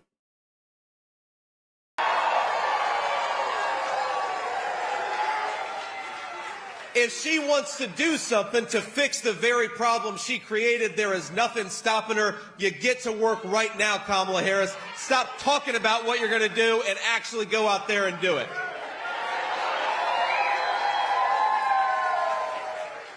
I think Republicans, they're like, one of their skills is they find the gaps in people's thinking, right? Like not understanding the difference between a president and a vice president, and they exploit that. Yeah, she could do anything. She's the vice president, right? Doesn't she like set half the policy? Isn't that how that works? The president and the vice president get together and they Joe Biden says one for me and one for you, right? Kamala, you make this decision, I'll make this decision. Is that how the fucking executive branch works? If that was how it worked, then you wouldn't have had Trump trying to tell Mike Pence to break the law for him. And then sending his fucking hoodlums after that man when he wouldn't do it. It's not just grocery prices. It's everything is more expensive in this country. Americans cannot afford. That's why we need something. We need to stop price gouging. The corporations are doing it to you. The companies are doing it to you. Hey, I'll go one step further. I'll tell you something that Kamala and Joe won't tell you. Capitalism is doing it to you. Right? You're being exploited, and not just at the grocery checkout. You're being exploited in your labor. You are never being paid for the value that you add at your job. You are always being ripped the fuck off. To live a good life. Narwhal by Nature, thank you for the super sticker. It's like a it's a cheerleader doing the splits. Because of Kamala Harris's policies. It's crazy. Now think about this. Donald Trump and I believe in a very simple principle. That if you work hard and play by the rules, you ought to be able to get ahead in this country that all of us love. Isn't that simple? I think with Donald Trump, it's like if you work hard and you play by the rules, you ought to be able to get head from Laura Loomer in this country. I believe that's the kind of head that he's been getting. Do y'all know that? He's been getting his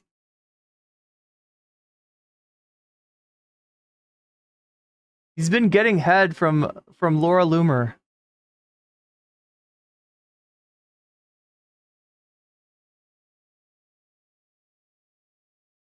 Anyway, yeah, groceries are too expensive. There's one candidate, though, that has a plan for dealing with that, and it's not Donald Trump. Donald Trump's got nothing. You know what he does? You know what his plan is? Cut taxes for the rich. If you're rich, you're not worried about grocery prices. Come on. This guy doesn't care about you. He had one plan to cheat at golf. That's right. All right. So anyway, I got one more thing to show you. It's Alex Jones. InfoWars has been liquidated. InfoWars is no more. Also, the donor goal is up to 75. And wait, am I putting this money on Muding?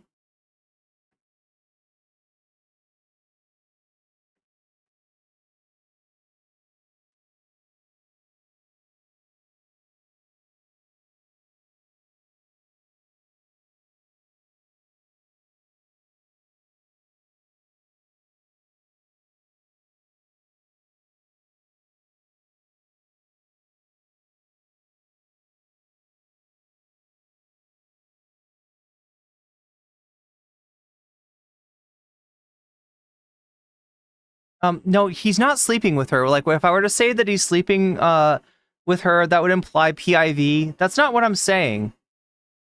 The rumor is that he's getting head from Laura Loomer. Wait, I'm trying to remember. Wait, Narwhal, where's this going? So when you donate, make sure to let me know in the chat which of these topics you want to see as bonus content. We got a bunch of them. Let me show you them again. If you... What? Here they are. Boom. Right up there. All right. Foo Fighters, AIDS denialism. I have no idea what that's about, but it sounds juicy. Legal Eagle P. Diddy RICO charges. I know what that's about, explaining the charges against P. Diddy, or at least some of them. Noah Sampson versus the anti-bread tube video. Have clout, will chase. And then give me Mudang. Is Mudang. And, if you don't know Mudang, then you should pick that one, because Mudang is adorable.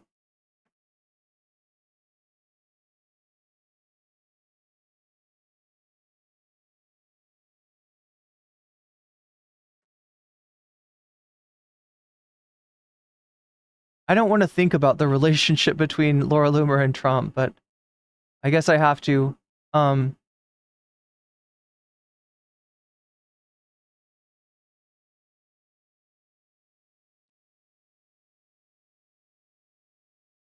Yeah, Mujang is the hippo. That's correct.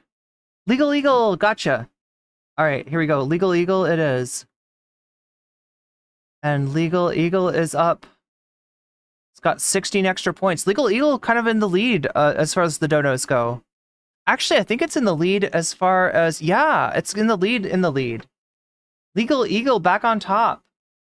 All right, guys. So some big movement on the Alex Jones front. NPR is reporting here that Alex Jones, his cameras, his mics, his whole InfoWars show, his vitamin site, that's all being liquidated now because of the Sandy Hook case.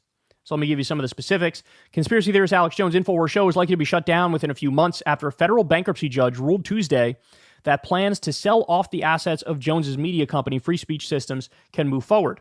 Net proceeds from any sales will go to Sandy Hook families, who won some $1.5 billion in damages from Jones for spreading spreading lies that the 2012 school shooting never happened. Some of Jones' followers harassed and threatened the families for years.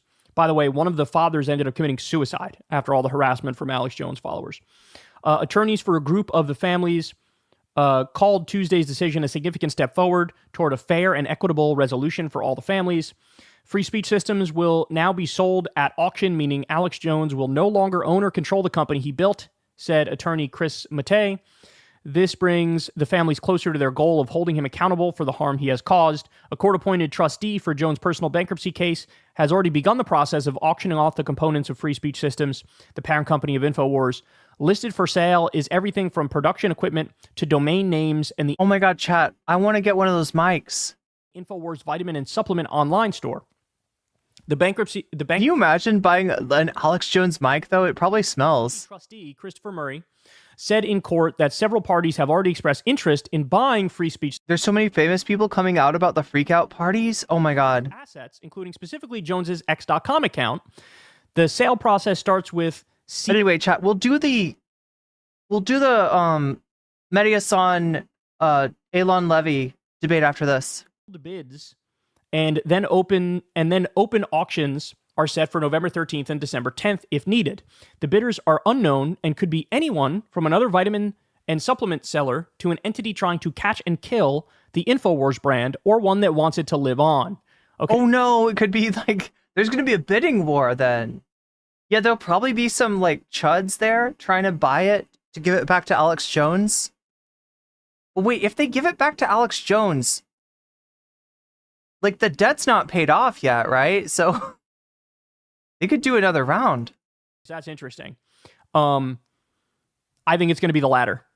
The fact that there's been interest in Jones' intellectual property assets, including his social media accounts, might mean the latter is more likely. Yeah, definitely. Quote, what that suggests to me is that the highest monetary bidders are going to be entities who want to take this brand and run with it in some way, says University of Florida bankruptcy law professor Chris. I mean, I guess that's where the money would be, right? That would mean someone. It's not like you're going to buy InfoWars and like turn it into, I don't know, like a gun control lobby or something, a gun control channel. I don't know. In the right-wing media ecosystem that would have a ready-made audience for them.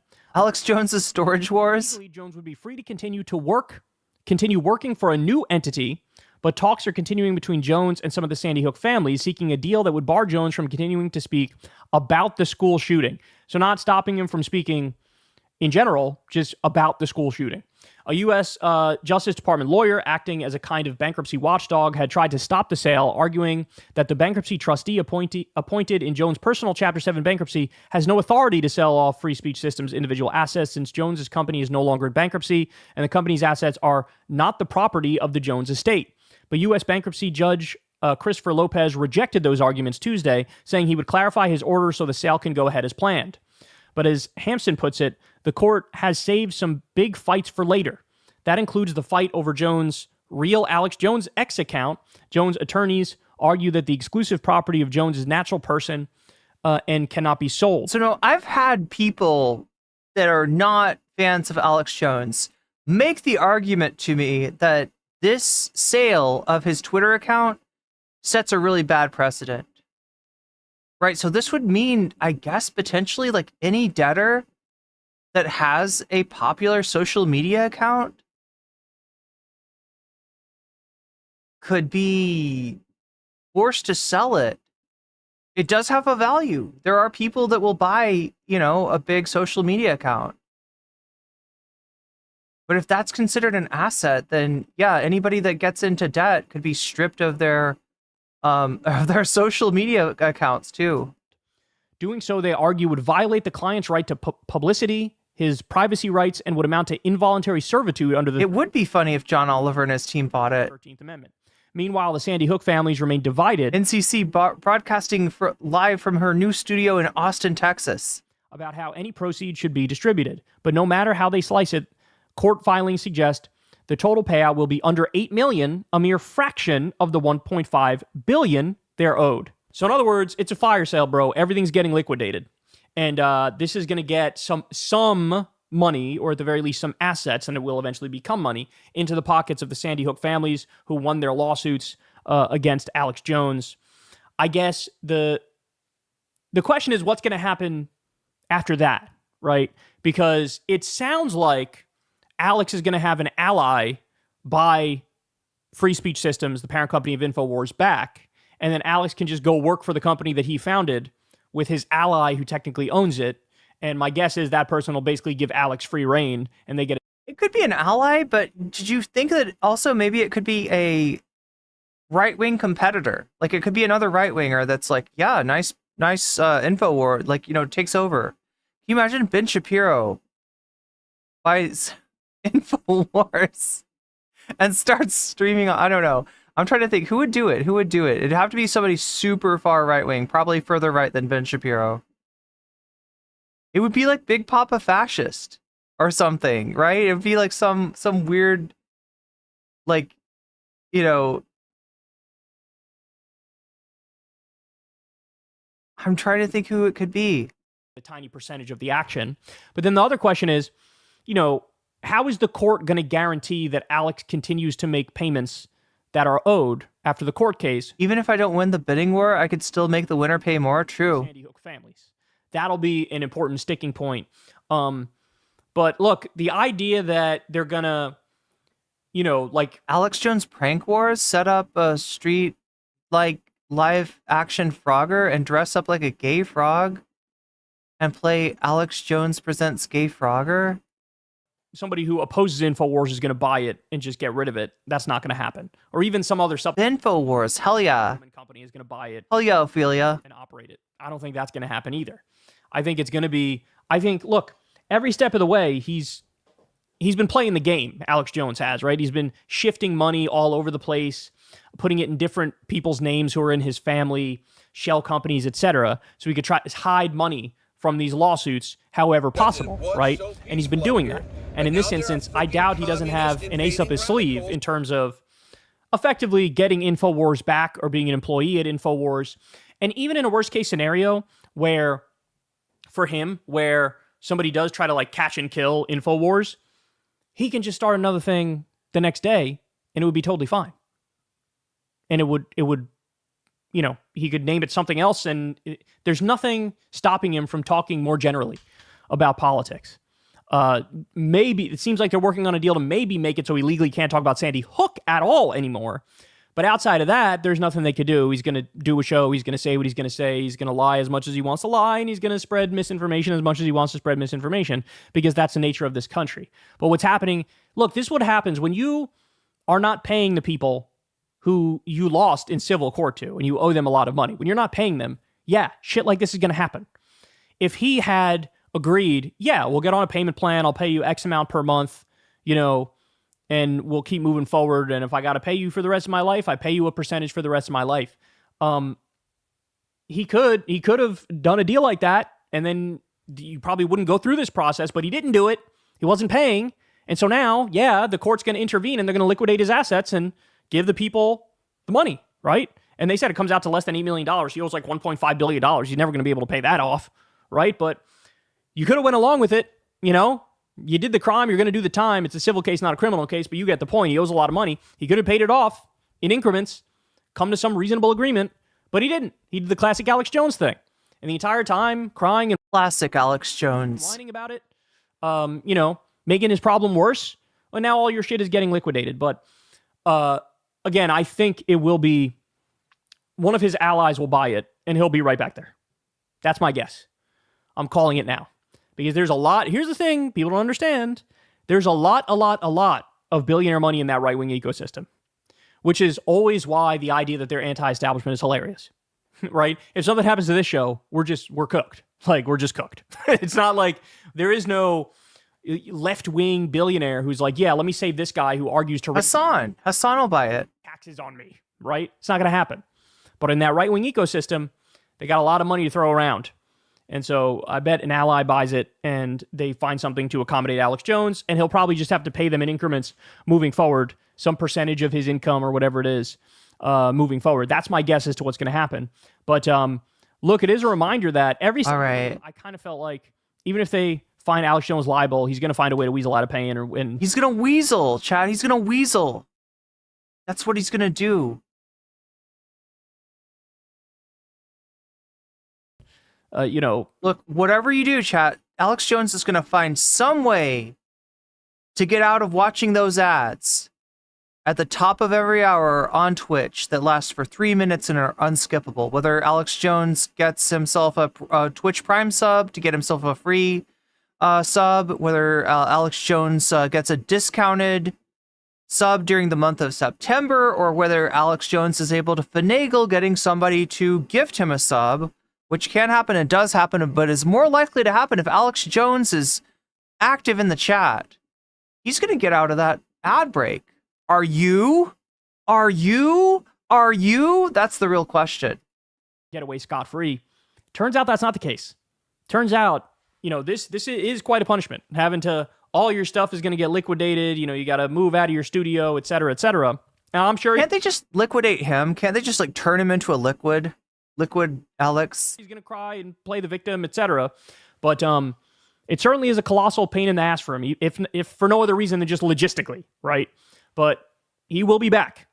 He will be back because it was a civil case. It was not a criminal case. He's not facing jail time. He's just gonna have to pay these people over an extended period of time. I'm surprised he hasn't gone to jail, right? You remember that time that he was in Seattle or something, and he chased some guy? Like, I thought he was gonna, like, hit him or jump on him or something. I thought he was gonna get convicted. I thought he was gonna do an assault. Committing defamation and lying relentlessly about their kids who got... They're turning the freaking ads gay. That's all the ads are gay on Twitch. You have to pay them over an extended period of time. But he will be back on air, and he will continue to feed into that victim narrative. Hey, y'all, do me a favor. All right. All right. So now is the time for us to consolidate the fuck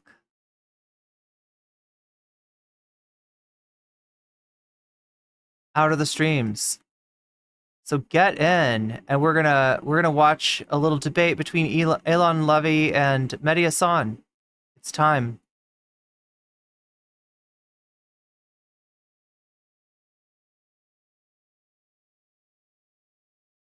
It's time.